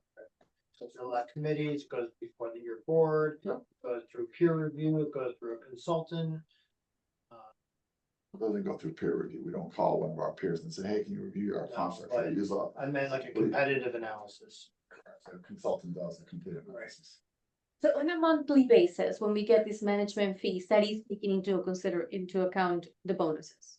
Is that's what, But that only gets paid once a year, so. that only whenever gets paid once a year? whenever that falls. Okay, and is that consistent or is that like Does. changes Well, it's every year, it's usually the fourth quarter of the year. the fourth quarter of the year? So, and is that broken down, like, say, for example, you know, you're saying that our management fees are roughly 53 points of base. Including. That's including that. Right. Okay, so we shouldn't see an uptick or anything. It's just pretty much smooth out. Well, over the year, if you take the last 10 years, Yeah. your fees are pretty much very similar, 49, 51, 52, 53 percentage, less than Right. 1% of fees, including all of our expenses, including our rent, including the lights, including my travel here today, Mhm. including the printing of the materials. Yeah. So your fees are all transparent. 100% You set the transparent. We have a meetings, whole you go act through for, and everything. you can dial, you can look into, I have a travel report that's in the light of day, any travel that we do at Prem gets approved, you can go look at the package of where we went, what we pay, what it costs. When I go to Macris, it's in public meeting. If I actually were to add a core philosophy, I'd say, you know, transparency is probably one of our pillars also. We're extremely transparent. So slide 10.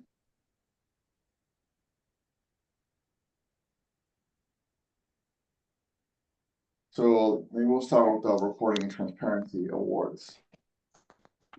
So for the 20th consecutive year, we received the excellence, the GFOA Achievement of Excellence Financial Reporting, 20 straight years. And for the 8th consecutive year, we received the GIPS compliance. These are the highest standards that exist in the marketplace for transparency and reporting. And we're one of only a handful of public plans that even put themselves through this compliance. Because we found these were the best standards out there. So not only are we thrilled that we're 20 years of the GFOA, we found a higher standard that very few even want to even attempt, and we've now been completing that standard of compliance for 8 consecutive years. So when I get questions about fees and bonuses and structures, and you know, we think we're lean, mean, and we're working very hard, and we're getting, you know, as many reviews as we can to be as transparent as we possibly can. I won't go through the awards in the top half of the page, but they're awards for our leadership and our leadership team, lifetime achievement awards, etc. The bottom of the page are more private equity in nature. Prim's private equity program is ranked 4th in the country. It's the last bullet point out of 200 other plans, 4th in the country out of 200 plans. And we've had a handful of #1 rankings on the list on the page. And I think we're the only pension plan to be in the top 5 every year that they've conducted this ranking. Do you only do public pensions? We only do Massachusetts only public pensions. We're governed by Chapter 32 law. Slide 13. Gets a little bit into the volatility. You know, sometimes, you know, this is maybe a new expression, but I like it. Sometimes markets are looking past the volatility. So this bottom part of the slide, this is called the VIX index. Think about it as like a thermometer for a human. If your thermometer says you have 101 fever, you got a problem. If you have 104 fever, you're probably going to the hospital. When the VIX is very high, there's a problem. So the VIX was very high in 2009. It was high during the pandemic. It was starting to get high during, Creeping up again. right? Well, now it's kind of very much settled down. But it was very high around Liberation Day. But now markets have kind of looked past a lot of the volatility. We're not looking past the volatility. So we have a portfolio that's designed to do well in different market conditions. We can go through a couple of examples of that. But I think it's a unique slide to show you, to tell you that even if the market is performing well, we're not looking past the volatility. Slide 15. So how do you manage the Prim ship? I like to call them food groups. So global equity, core fixed income, value add, private equity, real estate, timberland. PCS means hedge funds essentially. So this is basically what you have in your portfolio. Okay, so you have your equivalent. So you guys are in the GA, and we'll get into actually what you're actually in a second. But it replicates this range. These are our guiding orders of instruction. So So for fiscal year, sorry, for calendar year 25, we made no changes to the print portfolio. So what does that mean? We like the composition of the portfolio. We do monthly rebalancing, stay within some of these ranges. But you would be interested to know that it's a range, so we can be within 31 to 41% of global equities, the midpoint 36. So possibly if a part of the market is not doing well, we may think that's a good value. So we may ask the manager to add to that allocation. If we think a part of the portfolio has done extremely well, we may take some chips off the table, to use a very common jargon. That may be. That's clearly only for public markets. We do have private equity, we have real estate, we have Timberland. I guess the REITs are public in real estate. And then you have some hedge fund components that do not have public market access. They're private markets, which means you have to sell them to get the liquidity. Okay, sorry, Madam Chair, do you, sorry, go ahead, next question. On the print performance summary that you have right there, the overlay, what is that? That's always our, take your shares, you let them to a manager and you earn a fee to it. Say that one more time. It's like saying the overlay structure, it overlays public market exposure with assets that we have in the portfolio. Okay. So one of the things that I've been reading is that they don't want, I guess, there's something with tobacco and us investing in any tobacco companies. So you say that you mean the legislature or your Yes. beneficiaries? The legislature, I The believe. legislature, the way, for example, right now we have a ban on Russia, right? So the legislature has to vote, has to become law. So right now, tobacco, Sudan, Iran, and Russia are on a list of prohibited stocks that we cannot, or markets that we cannot have access to. But that's done by the legislature, Okay, and so all of our stocks, and that's those components. That's a great question, hasn't come up in a while. And then, as Linda mentioned, our capital market assumptions, they're a third-party assessment of how does someone else think the portfolio is going to be based on what our composition is. You know, and that is an estimate. So slide 16 shows you the 10-year and 30-year expectation. That's their estimate of how the portfolio could perform. And again, you can take that with a grain of salt because that's long-term in nature. Slide 18, and I think Tatiana will be very interested in this slide. So you can see the growth of the print portfolio. I mentioned this earlier, investment gains. So this is the growth of the portfolio. Goes all the way back to fiscal year 25, all the way to 25.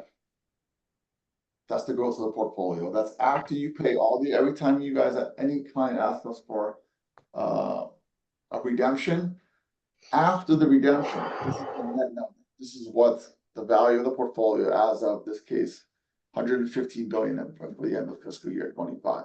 did we start with you in fiscal year 5? You all started with us, I think it's January 1st of 85.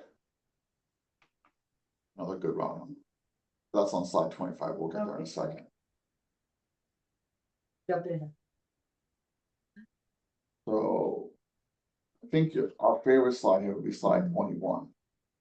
But what's, for fiscal, you have global equity, you have this, you have that. Like what's in this portfolio? Slide 21. These are the actual strategies within each of the portfolio. It's still at it's a better, lower level than just global equities. It's the sub-strategies. So developed international equity, that's part of global equity. US large cap equity, that's part of global equity. Emerging markets equity, 11.3%. That's 1, 2, 3, 5. 6 from the left, that's the bar chart. That's also within global equities. So if there's expenses within emerging markets equity, they roll up into global equities and they roll up into the whole portfolio. So the little bar, so for the 1 year period ending June, we're thrilled to report that with all the market volatility, we had an investment gain of 9.6%. And as I mentioned, during that 1 year period, we made $5 billion of new investments into markets. We had no liquidity issues. So anytime anyone asked us for capital, we had it. And I think that's a unique feature. Now, don't forget, if your portfolio is with, just like your house or your car, you're only gonna get full liquidity if you sell it. In our case, you get liquidity anytime you need it. Because we've designed the portfolios to take liquidity into consideration. And just to be, we kind of expect a 1% drag on the portfolio for liquidity needs. Sometimes it's less, sometimes it's a little bit more. Built a report, we had not even close to any issues in completing our liquidity requirements and funding requirements. All the way to the right, let's talk about some bad news. What didn't do well? I don't want to be just Mr. Sunshine. What didn't do well? US Trips did not do well. Negative.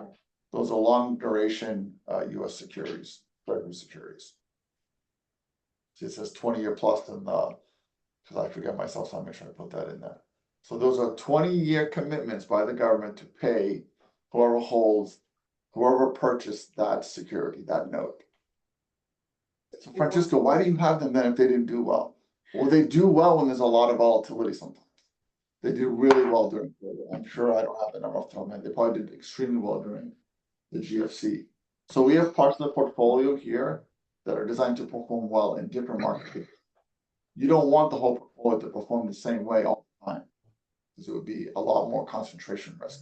So we have a lot of different strategies with a lot of things in mind, such as making sure that all, just like when you go to the supermarket and hopefully you go to the local farmer's market, you can't get the same fruit all year round at a local farmer's market because it's not ready for harvest. So this part of the portfolio is ready to deal with all 4 seasons of the year, or volatility, in other words. Slide 24, when I first joined Trim, this slide looked pretty much exactly the same. It looked like year 5 and year 10. And I was complaining that the global GDP was synchronized and the whole world was just humming along and things were very smooth. That's clearly not the case anymore, right? There's all kinds of different stakeholders globally. The portfolio's reaction to market is totally different. So if you look at the longer term, private equity's done really well, followed by global equity, those are public market securities, and so on and so forth. It looks pretty different in the 1 year and 3 year. And we'll see as we go through time, how the portfolio performs. But we think it's going to perform well no matter what market conditions, because we have a lot of different strategies within the portfolio. Slide 25, this is where the rubber meets the road.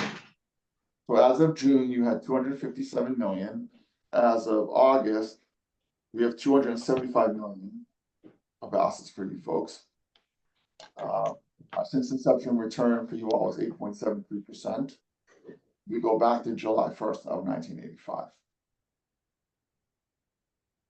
And we hope that these returns have been accretive, one, to your funding schedule, since Linda's here, but also to your appropriations, to your beneficiaries, and to all your stakeholders. We hope that these strong returns have been beneficial to the retirement board and to your community.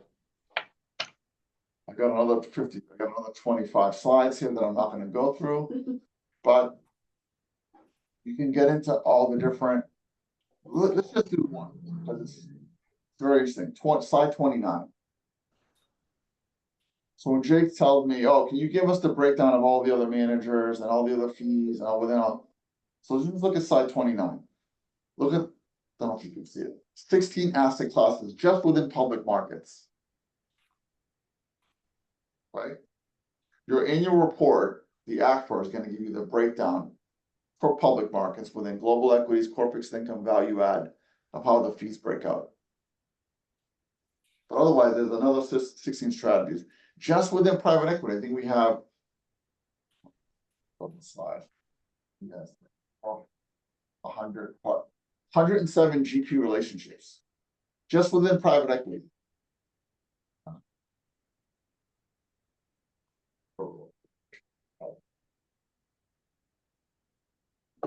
Just within the core portfolio, 125 property investments.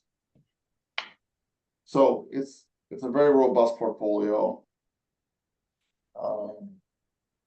We appreciate your trust and commitment to our efforts and hope they've been accretive to the town's finances and to the board. That's all I got. John, do you have any questions? Francesco? No, yeah, can you still hear me? Oh, Yes, we can. yeah, I lost it for a minute or two there. That's okay. Tatiana, any questions? And by the way, you don't have to wait for this meeting to ask me questions, either through Jake or directly. If you need to reach out to me, to ask me questions, that you maybe, if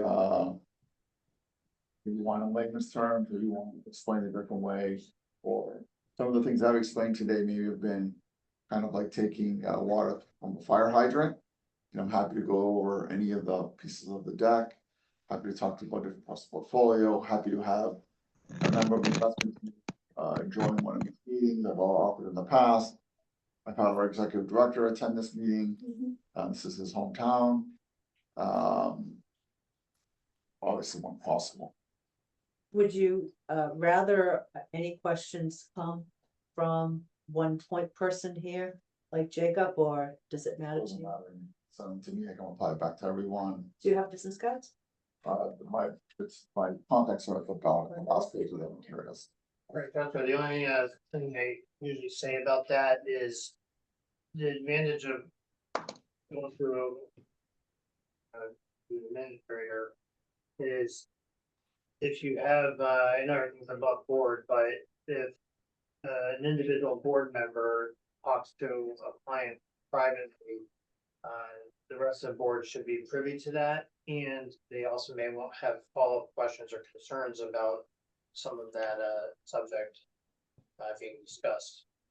But if the tenant wants to call me to talk about the real estate portfolio and I walk her through it, she can reach out to me and ask me anything she wants. We're a public agency. Anyone, all of your beneficiaries can call us and ask us questions.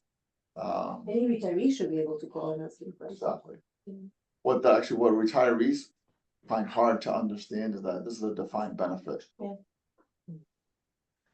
But that gets lost in translation. Then they can solve that, by the way. You know, this is a defined benefit. It's a How to mathematical bring up the formula. social security comparable, like like, The defined that's benefit fine. means if you work X amount of years, you hit a percentage. And that's what's the last 3 years. Or 5 if you're April 1.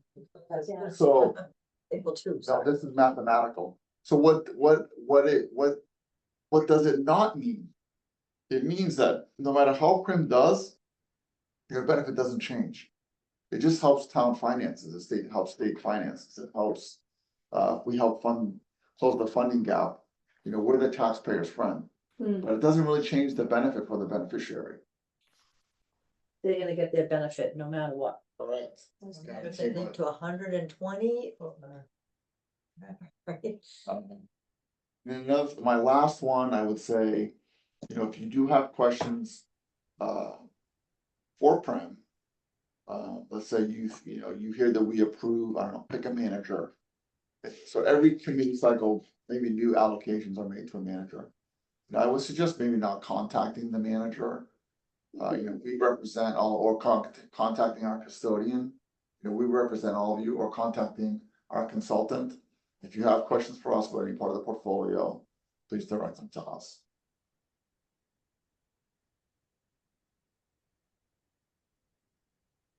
And You again, think we I'm got good answers from Bob? probably not, he's not gonna be happy with any answer. I was trying because he's not here. Bob, you're watching this later. We tried. I think we did good. Yeah. Right, anyone else have any questions for Francesco before we let him and Linda go and do our day-to-day business here? Marty, you have any questions? No, I don't. Thank you. All right, thank you, everyone. Thank you so much. Thank you so much for coming and Yeah, taking listen, your the tougher the questions, the better for me, because then you'll say, you know what, we really picked them hard, and I liked all the answers we got, or we didn't like the answers we I got. just want to be able to explain it to another person, that's all. No, we want I mean, the all- business of translating, so. Who would ask you questions? Retirees, for example, you know, where we represent the town retirees. Yeah. So if I'm the board, I should be comfortable enough to understand, to explain to them where the money's going, how it's being used. Yeah. So it's an education, opportunity for me. Yes, I think of everything in terms of like, a person, so, they have revenue, which is their salary, they have their expenses, which are their expenses to run the fund, and then what's left over. Yeah. And the leftover is your, minus the 53 basis points in a typical year. At Christmas, maybe you spend more, you're gonna buy some gifts than a regular month. But over the year, your expenses typically stay for a human within a certain range. You got your rent or your mortgage, you got your car, your gas, same thing with us. And I think a 10-year number is a pretty good number to help your beneficiaries or Bob understand that having our cost basis, our expenses to be at 53 basis points is, a remarkable deal. It's good news, for sure. Yeah. So I couldn't say that again. It's good news. Thank you so much. Thank you, everyone. Thank you so much. Thank you. We'll take a 2-minute recess here. Jacob walks them out and then we will reconvene. Anyone needs to take a bath break.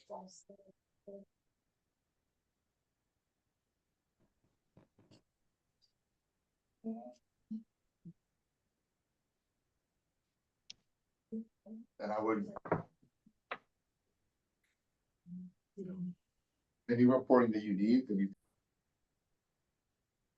Thank you. We are back from our bathroom breaks and walking out Francesco and Linda.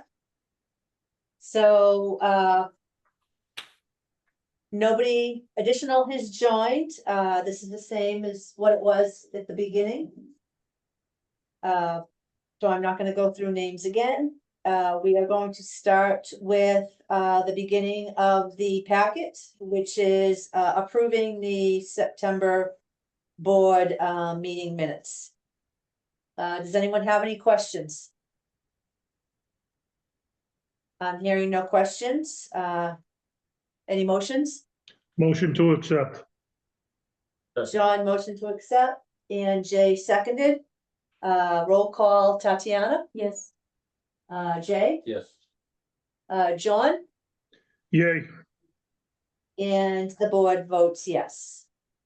I just want to state, I believe I didn't state that missing from this meeting is Bob Merles. I know I had introduced everybody at the beginning of this meeting, but just wanted to make that clear. Agenda item number 2 is the membership changes. Any questions on the membership changes? Hearing no questions, any motions? Motion to accept. Motion to accept by John Hawicki, I'll second it. seconded by Jay Steves. And roll call, Tatiana, Yes. Aye. Jay, John, Yay. and the chair votes yes. Third on the agenda is the September payroll warrant. Any questions on the payroll warrant? And I just want to clarify, so ultimately, the board is approving the payroll warrant for checks that were mailed out at the end of September. Yes. So just have a question on this. Has this always been this way that we're approving after the fact? Yes, because you can't approve something that hasn't happened yet. And also, but it is interesting about government. 'Cause- This is. Yes, you have to approve a payroll warrant. However, you would never be able to recall that money back. I was gonna say, because it's the dead done issue, and I know that the way the town does it is the town manager and the town accountant approves the payroll warrant before anything even appears in an employee's account. I think, Madam Chair, So- for future consideration, we might want to rethink the timing of these meetings to align better with what you're proposing. I don't know if that's. Unless we do the meeting at the end of the month, right before So we like do when payroll. is but- the payroll ready? It's the end of the month, right? Yes. So when do you I mean, do you have it Two- like 2 ready days to before rock? the- So, no, it's literally So it's a like, process, you work in accounting and Mhm. you handle payroll, so, I have it down to a science where I can bang it out in a series of hours. We have it to the bank 2 days prior to it being paid, we do that for good process. Holidays, weekends and so forth. So, and it's a two-step process between, myself and Liz, submitting it to the bank, but usually 3 or 4 days before the end of the month, we're working on payroll and submitting it to the bank 48 hours before the payroll pays. right, so there's no, Diane? there's no way that you Yeah. could actually approve a retirement payroll the same way that you would approve the town's payroll. Because, for instance, the town processes their payroll on Tuesday, Mhm. it comes to myself and the town manager on Wednesday. And so you'd be looking at, you're paying everyone based on the 30th of the month, which always fluctuates. So I just wanted to make sure that everybody was on the same page and we Yeah, now understood the payroll that, yes, warrant, we were doing this. yeah, now this is available weeks before, so Diane receives this, that's how she pays the tax and so forth, but, so this is available before the meeting. Right, but not, it's not available. You guys don't have a Right, meeting. So we you don't won't have, be so able- for instance, we would never, ever be looking at this Yeah. meeting here, October's Yeah. payroll. And if you're entertaining the idea of trying to change the meeting, no. that has to be approved by PEREC. You can't have the meeting at the end of the month, you would have to have PEREC approval for that. So we can convene to vote on the, You can do a special, like the one in November, we can do a special meeting for that and have a special warrant if one is needed. But, under PEREC regulations, we, well before any of us were here, we would have to change one of the local registrations with PEREC because it's all, registered with PEREC when each, retirement system has their board meetings. So ours is supposed to be. hours have changed since I've been here. Yes, but by the registers, right, and you should not be doing, oh, you just dropped something. You shouldn't really be doing that either. Oh, That's why you guys are allowed 3 excused absences. But we're supposed to really hold our meetings by PEREC the second Wednesday of every month. good to know. That can be changed, but there's a process that we would have to submit that change through PEREC. So my point is, if Jake is saying that the payroll is available weeks ahead of actually being processed. Not weeks. Oh, Yes, like a few days, just like we do. okay. Like we process it on Tuesday and you get paid on Friday. So you Yeah. process it and then they get paid. So it's, Yeah, typically it doesn't not- change except for when there's new retirees or people that pass away. So then there is no issue of us approving this in arrears, kind of. No, that's the standard matter of course. You guys are actually asking to approve something that hasn't transpired yet. That would be unorthodox. they usually, No, what I was, that's what explaining usually is the you difference approve between, future actions. between the retirement. We And may the be town. speaking a different language, but I can only tell you, I can have Michael Sacco, our Well, good. lawyer, substantiate that for you. Well, good, I just wanted to differentiate between the two. Yeah. So the town approves payroll before Yes. payroll Before is it happens. processed. Yep. Saying this payroll is okay to process, whereas retirement approves the payroll after payroll is processed. And I just wanted to make that clarification. So we're good. I've been on the retirement board now for, over however many years and it just hit me. That we were doing it different, so. Different once in a while.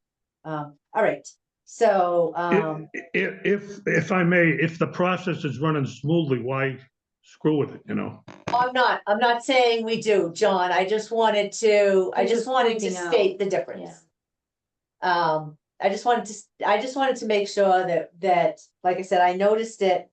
And I was like, oh, wait a minute, we're doing this a little bit different. Retirement's doing it different than the town and there's a reason for it, and I kind of just wanted to have all of us be on the same page and make all of us aware that that this is different than how the town does stuff. Yeah. You know, and that, Sure. that goes for any retirement board in any district or any town. It's going to be different for what reason of what Jacob said. You know, when we process payroll, we're collecting all of our data and we're processing it on a Tuesday for payroll that Friday. And Jacob is doing the same thing. He's processing and doing everything literally days before that direct deposit and those checks go out to the retirees. I'm happy to send this, when I send it to Diane, I'm happy to put you guys on email, so technically you guys would see it before it quote unquote pays. But you guys, you know, are not having a board meeting to approve it at that juncture. Yeah, no, it's our number one function is make payroll. Yeah, no, I understand. So I just, like I said, I just wanted the clarification. No problem. We can decide whether or not we want to see this beforehand, like Diane, down the road. Right now, I think we're fine. Yeah. Yeah, I have everything. If you Yeah. guys ever wanna see the backup to an expense warrant, I think that should be something, I have orders that I think a board should see that. Sometimes, you know, if you see an amount, hit the expense warrant and you might wanna, you know what that is. Although most of it is not strange to us, you know, over time, it's really just giving people back their money and we only have a few vendors, but be that as it may, I have, backups of everything, the cash book, you know, our auditor said that he sees my page in there and he said, how come you don't give your board the cash books? I said, well, I have a provision in that, I don't withhold that, I said, they can see it anytime they want, they can request it. They'll add about 90 pages to this packet, and the backup to the expense warrant will add probably another 20 pages. So if you guys want, you know, to have big booklets, that's, I'm happy to give that. Again, we can revisit that down the road if we feel the need. I think we're fine right now. I'm speaking for myself. Tatiana and John, you can speak for yourself. So I'm gonna go back to the payroll warrant. So I asked, anyone have any other questions on the payroll warrant? I'll make a motion to accept. Okay, a motion to accept from Jay Steves. Anyone second? Second, Seconded by John Kowicki. Roll call Tatiana, Yes. Mrs. Steves. Yes. John, yay. and the chair votes yes. Next, item number 4 is the expense warrant. And Michelle's gonna throw a little knot in the the line here. As I was looking at the expense warrant and looking at the bank and the reconciliations and everything, I'm just wondering, I know the expense warrant isn't all, I'll say, expenses that have to do with the budget, so I was like looking at this compared to the budget expenditures for the month. So, refunds, retirees, all of that does not fit into your, operating budget. Administrative.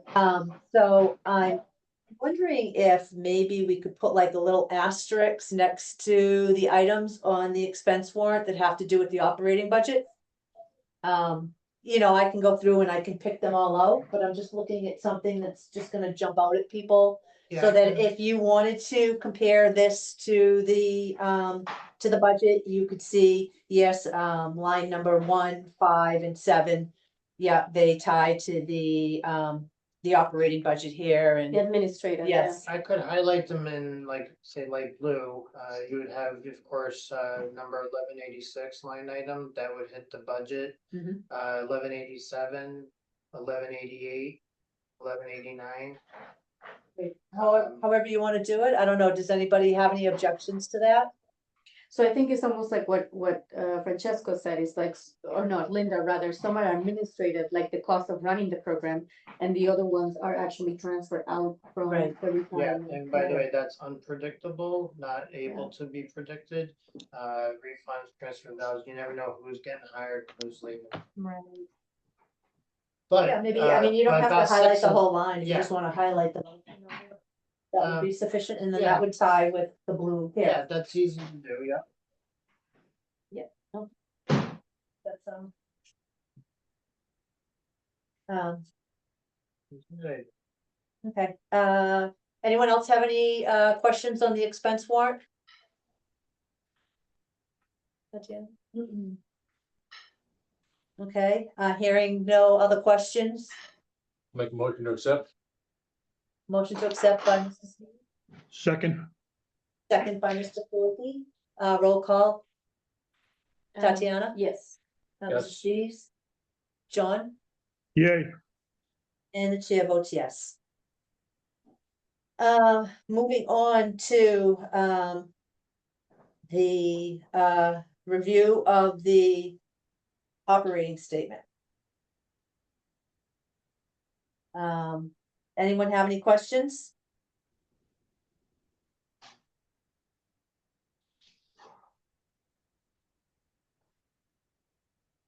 This is Bob's time to shine, but he's not here. Yeah.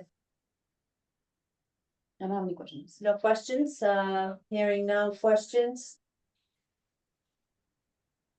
Make a motion to accept. motion to accept by Mr. Steves, I'll second. second by second, Watson. We don't roll vote, we don't vote on the operating statement. Oh, sorry, Right. sorry, I was on a roll here, Liz, thank you. Okay, next we have the review of the August net income statement, so we're on page 12. Any questions on page 12? So this is where Tatiana, if you look at the management fees, you'll look from January to August. You'll see that in January, the management fees were 36,000. And then they jump up in March to 170. I'm on page 12. Oh, you went back. Francesca didn't actually touch on it, but where you see the quarterly amounts typically jump up rather than the other two lower months, is usually because of the commission's payout. I thought you said that was once a year. No, that's bonuses. Oh, okay, sorry. So we'll see that in December. We're paying both. Okay, anyone have any questions on the income statement? Nope. Okay, hearing none, I'm moving forward. We're looking at the Prim pension, investment management, bank statement.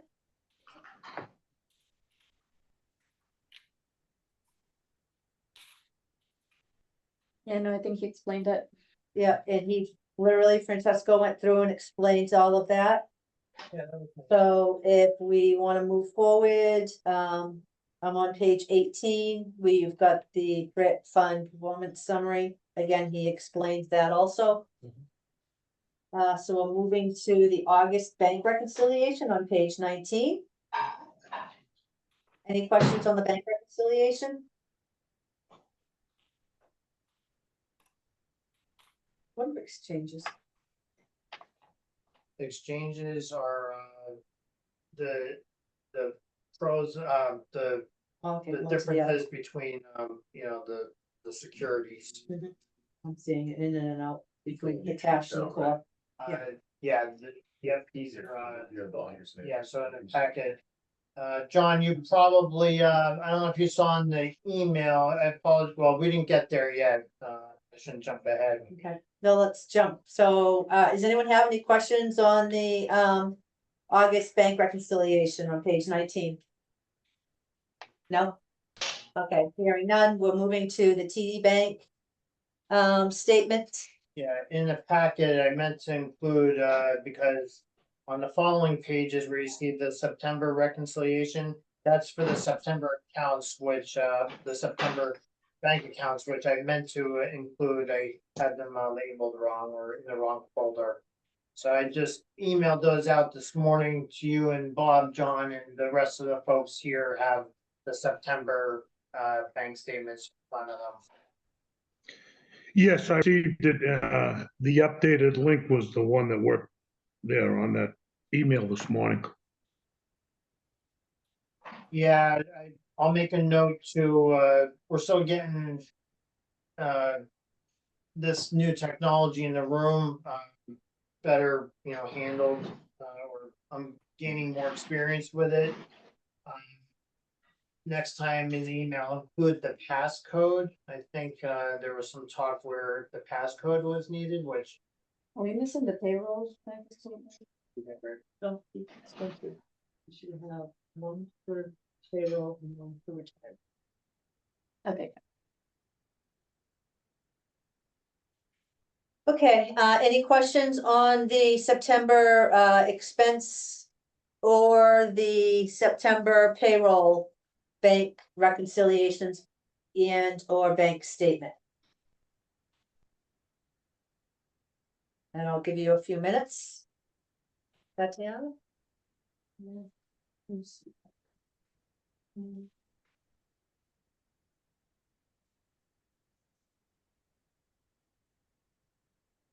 no further questions. Okay, no questions, moving forward to the budget. So we're looking at, current month is September. Actual, we're looking really good. We have last quarter of the year, the only thing that we've overspent is legal, and that being because of the The next, disabilities. yeah, next month you'll have you'll have the first draft of the proposed budget. That would be perfect. So, Jacob just said, if anyone didn't hear him, that, for my request in November, we will have the draft of the proposed, calendar year 2026 budget for the retirement office. By the way, the account number on the budget corresponds to the expense warrant. There's a far, like one of the columns on the expense warrant. I'll highlight them for you, but that's how you would be able to coordinate on the expense warrant, the line item with, I mean, most of it's pretty straightforward, office supplies from WB Mason. When I highlight that, that's gonna probably, you would know that probably falls under office supplies, but you would be able to see the account 5589. You don't have to highlight the account, just the voucher number, because Okay, that's just one small little yeah, cause it's pretty. over here. Yeah, and our expenses don't really vary very much, just the amounts, so you'll get familiar with where these fall in the budget. Yes. I mean, I could, like I said, last night I was looking at, Yeah. okay, yeah, there's that, so not a problem.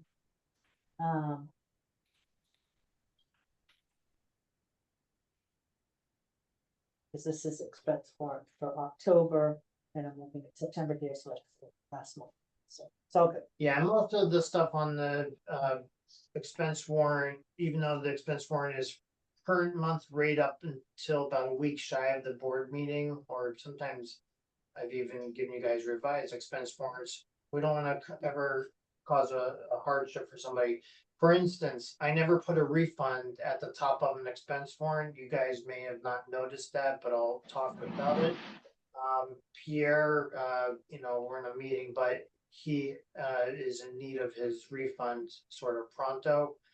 But so I'm gonna have Diane write his check. She likes to write her checks in a certain sequence that matched the expense warrant. Mhm. I told her I don't mind if they are not in sequence, Mhm. but she likes them to be in sequence. So right after this meeting, I'm gonna have her write the check for Pierre. You have a copy supposed to sign? Yes. Okay, so anyone have any questions on the budget? No, okay, moving forward. Old business, Pierre, I believe is wrapping up their audit with Jacob. He's gonna do the happy dance, in another week. And along with Liz and Marty, right? Can I ask when did that audit started? About a month ago. It's usually a 3-year audit, but Herrick has been behind in their audits. That's well known, and so they're doing a 5-year audit. Yeah, it's easier, yeah. Okay, anyone have any questions to Jake about the audit? I think I'm going to hold my thoughts and maybe ask him some questions next month when we meet. Cause by then the audit will be done and he'll be able to give us, well, Marty, some good information. Well, of course, and then also they do write a report and then they call it, management letter, Mhm. which is, you know, areas where it's comprehensive. Usually the letter, they usually highlight successes and, you know, where we're, doing well, and then other areas where there's room for improvement. So you'll see that actually directly from them as well.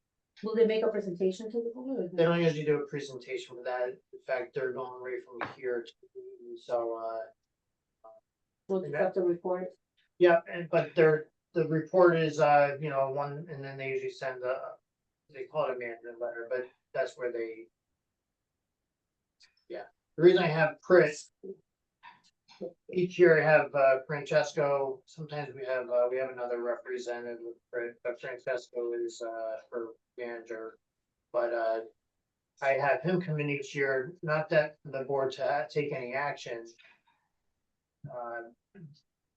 More just for his relations and access and transparency for. Excuse me, is this the Prim conference you're talking about? No, they, no, I was just saying I invite No, I was just saying Francesco is here today because I always ask him each year, as you know, to come in, present to the board, you know, anything of note, things coming up in the new year, things that transpired in the previous year or the current year. Yeah, I no, think- the audio is getting real bad on my end and it was didn't get everything, you know. Yeah, okay, yeah. Yeah, no, it's just all standard course. They were asking about the Parrot audit. I just told them that they will give us a letter with our report, a management letter just saying, you know, areas of improvement. They probably focus more on that. It'd be nice for them to sometimes compliment the good things that we do, but we're used to not getting recognized for a lot of our hard work, so. I Sure. live by that. So. All right, does anyone have any? I think that's it. Jake is going to be sending us all, an email. And we're gonna do, literally, I'll say that the meeting should be no more than a half hour. To reconvene, to talk about which, funding schedule we wanna go with KMS. And we'll do that, the last week of October. To get in, I would say she said she needed a little bit of time to do something first. Yes, So, if I'm looking at my calendar. I'm going to say, and we should invite Katie. I don't know if Dave wants. right, to but come, we want to. I'm This going is to gonna say include the that, COLA, right? we should probably think of, I would say the 27th. That would give her, we would vote on that and that would give her the week Well, to throw it together. Is that that's enough? Thanksgiving, What's that? the 27th. Yes, No, of That's- October. She's talking October, about. okay. Sure, okay. Because the 27th of November is Thanksgiving, just so you know. either that or we reconvene on the 23rd of October. Rather than the 12th. No. Well, we need to have a funding schedule in place. We kind of, behind the eight ball on this. We should have had Linda out here probably 2 months ago. So we need to have a funding schedule in place before October 31st. So we're going to have I'll say a short, and that's what I'm saying, no more than a half hour meeting to vote on a funding schedule. Linda is going to throw other options together.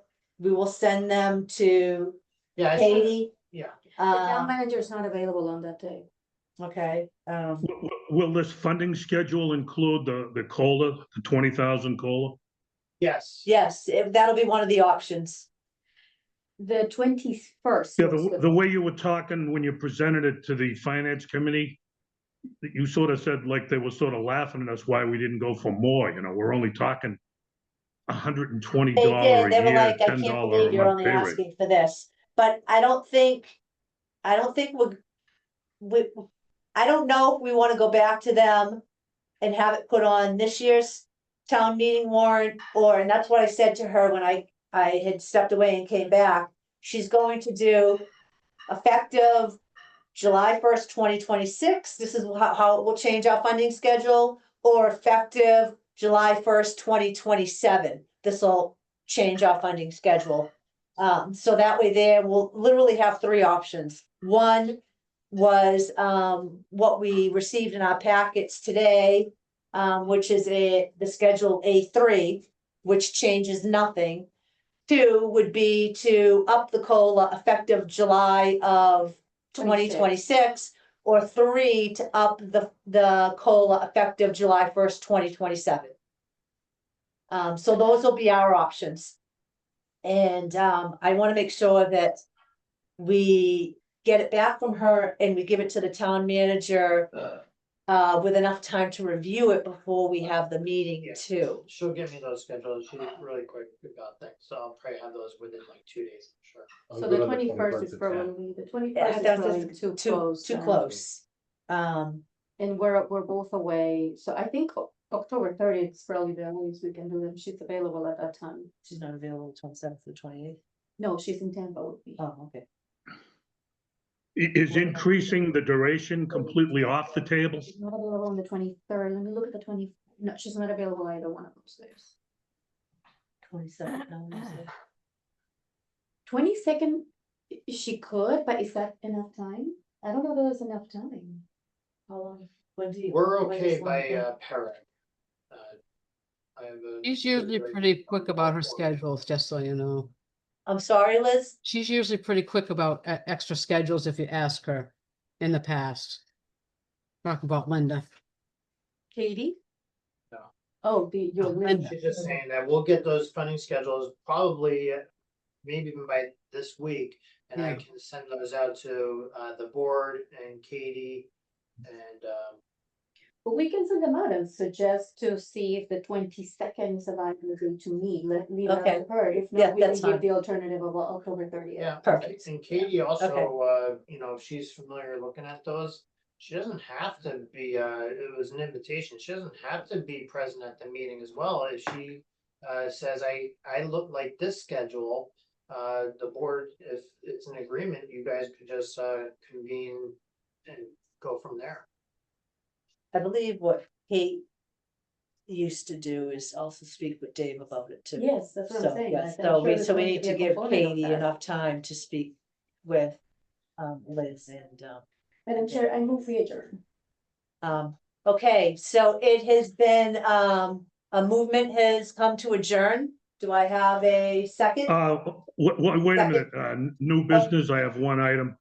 Okay, sorry. I make a motion that any member who wants to attend the winter Macris conference in Springfield can do so, any board member or staff member. Yeah, so with the next Macris meeting, that's a good point. We do have time, but it's in December. It's in Springfield. It's a 3-day conference, 2 nights, if you're able to attend. You should go to one of the two, board members should go to one of the 2 Macris conferences, each year. If you go to one, you will satisfy your credits you need for, the year. When is that? Has any of that information out yet, Liz? Well, I know the I- conference is December 7th, I think, so it's the I've seen beginning of only December. a little bit of it, but bit of it. So yeah, the 7th is a yeah, that's that's Sunday. So anything further, Yeah, than it's the 7th through the 10th, I think. yeah. Right, but did they send us information to No. register and book No, I the haven't. hotel rooms or anything yet? No, I have not received that. Okay, so once Liz receives that information, What's the she'll conference? send it out to the rest of the group here. What we really would. wanna Anytime, know- anytime it'd be coming. Yeah, 7th to the 10th. ideally, I'd like to be able to put on the expense warrant on November, so I can send out, I don't need to know today, but if anybody wants to go, if you can let me know before the meeting, So I can, put in that amount that we'll have to have Diane write a check for to send off to them. Right, that's not a problem, because as soon as we receive the information, I'm thinking that we should be booking our hotel rooms What is the name? of right the away company? anyway, You because I what? know Some of that the they book hotels up. don't even, you know what, some of the hotels don't even take the check, a lot of times this is one of those expense We use items. the T-card. Yeah. Yeah. What is the name of the conference?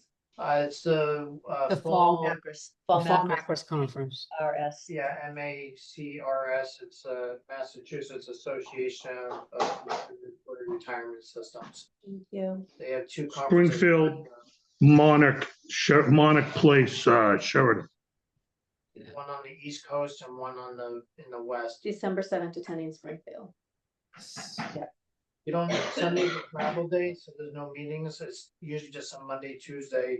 Most board members don't stay for the half day Wednesday, they can, but, well, Okay. actually, Macro's probably encouraging, but.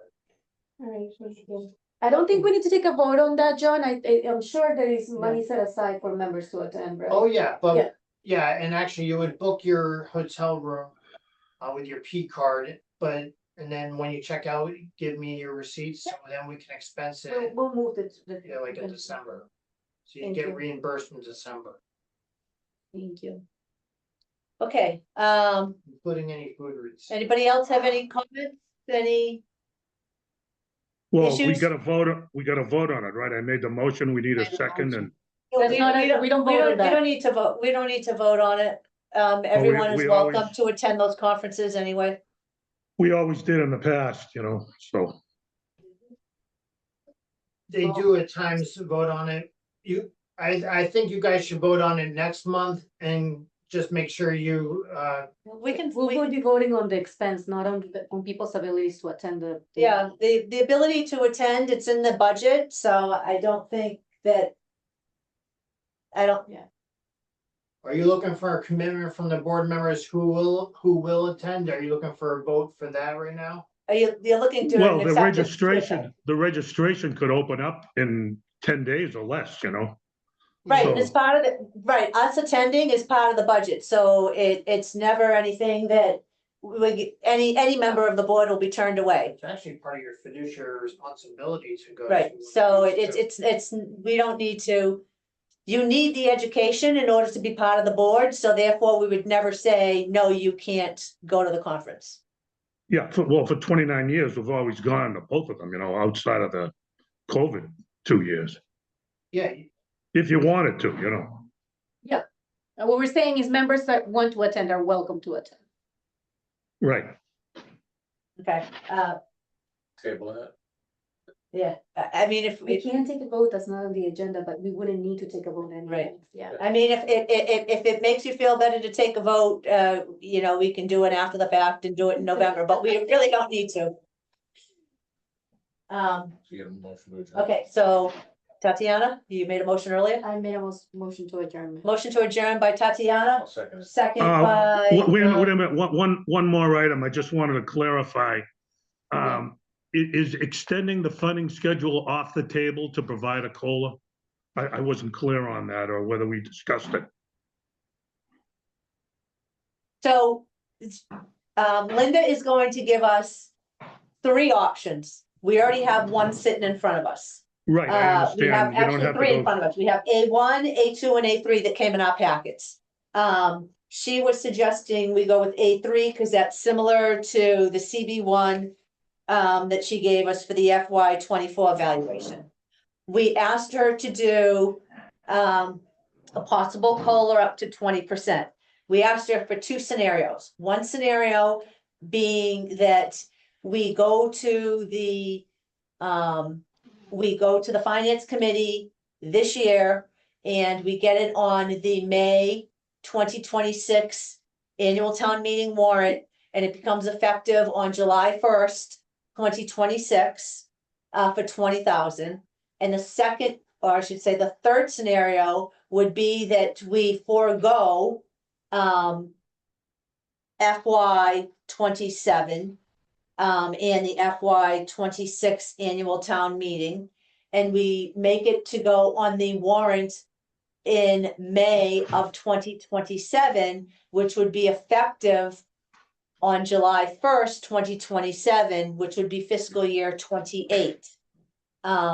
That is going to depend on what it shows, what the town is responsible for paying, the employer normal cost and the total employer cost, and the percentage that we're paying. So we'll have three scenarios: one, where we don't even consider a COLA; two, we consider a COLA effective July 1st, 2026; or three, we consider a COLA July 1st, 2027. We were going to have a meeting.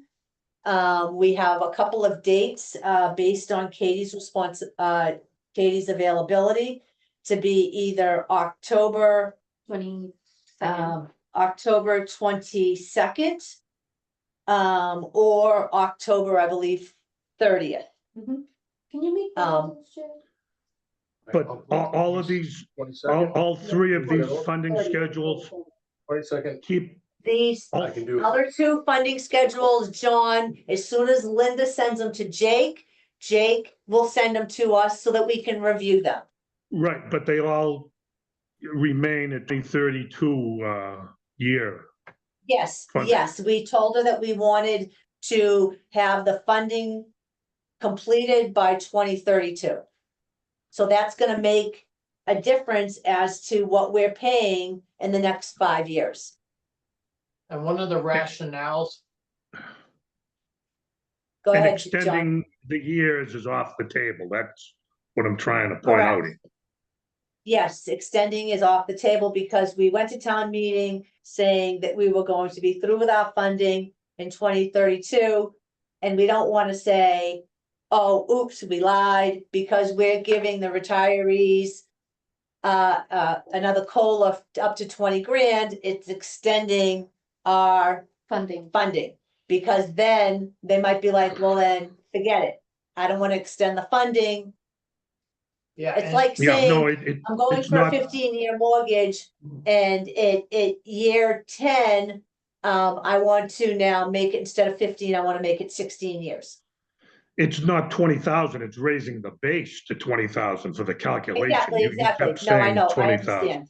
I By the understand. way, one of the rationales of why we told her not to extend the base, or, you know, my input is that town meeting already said, you guys you don't wanna come for more, so they already kind of tipped their hat that they are already willing with a I 2032. wouldn't make that statement, but we don't know. Well, no, we don't know how it's gonna Correct. turn out. I'm not saying that, but they already, when they said that, that means they already would entertain a possible COLA increase to 20,000. Yeah, well, we'll discuss it later, but it comes down to, if you want to give benefits to your members.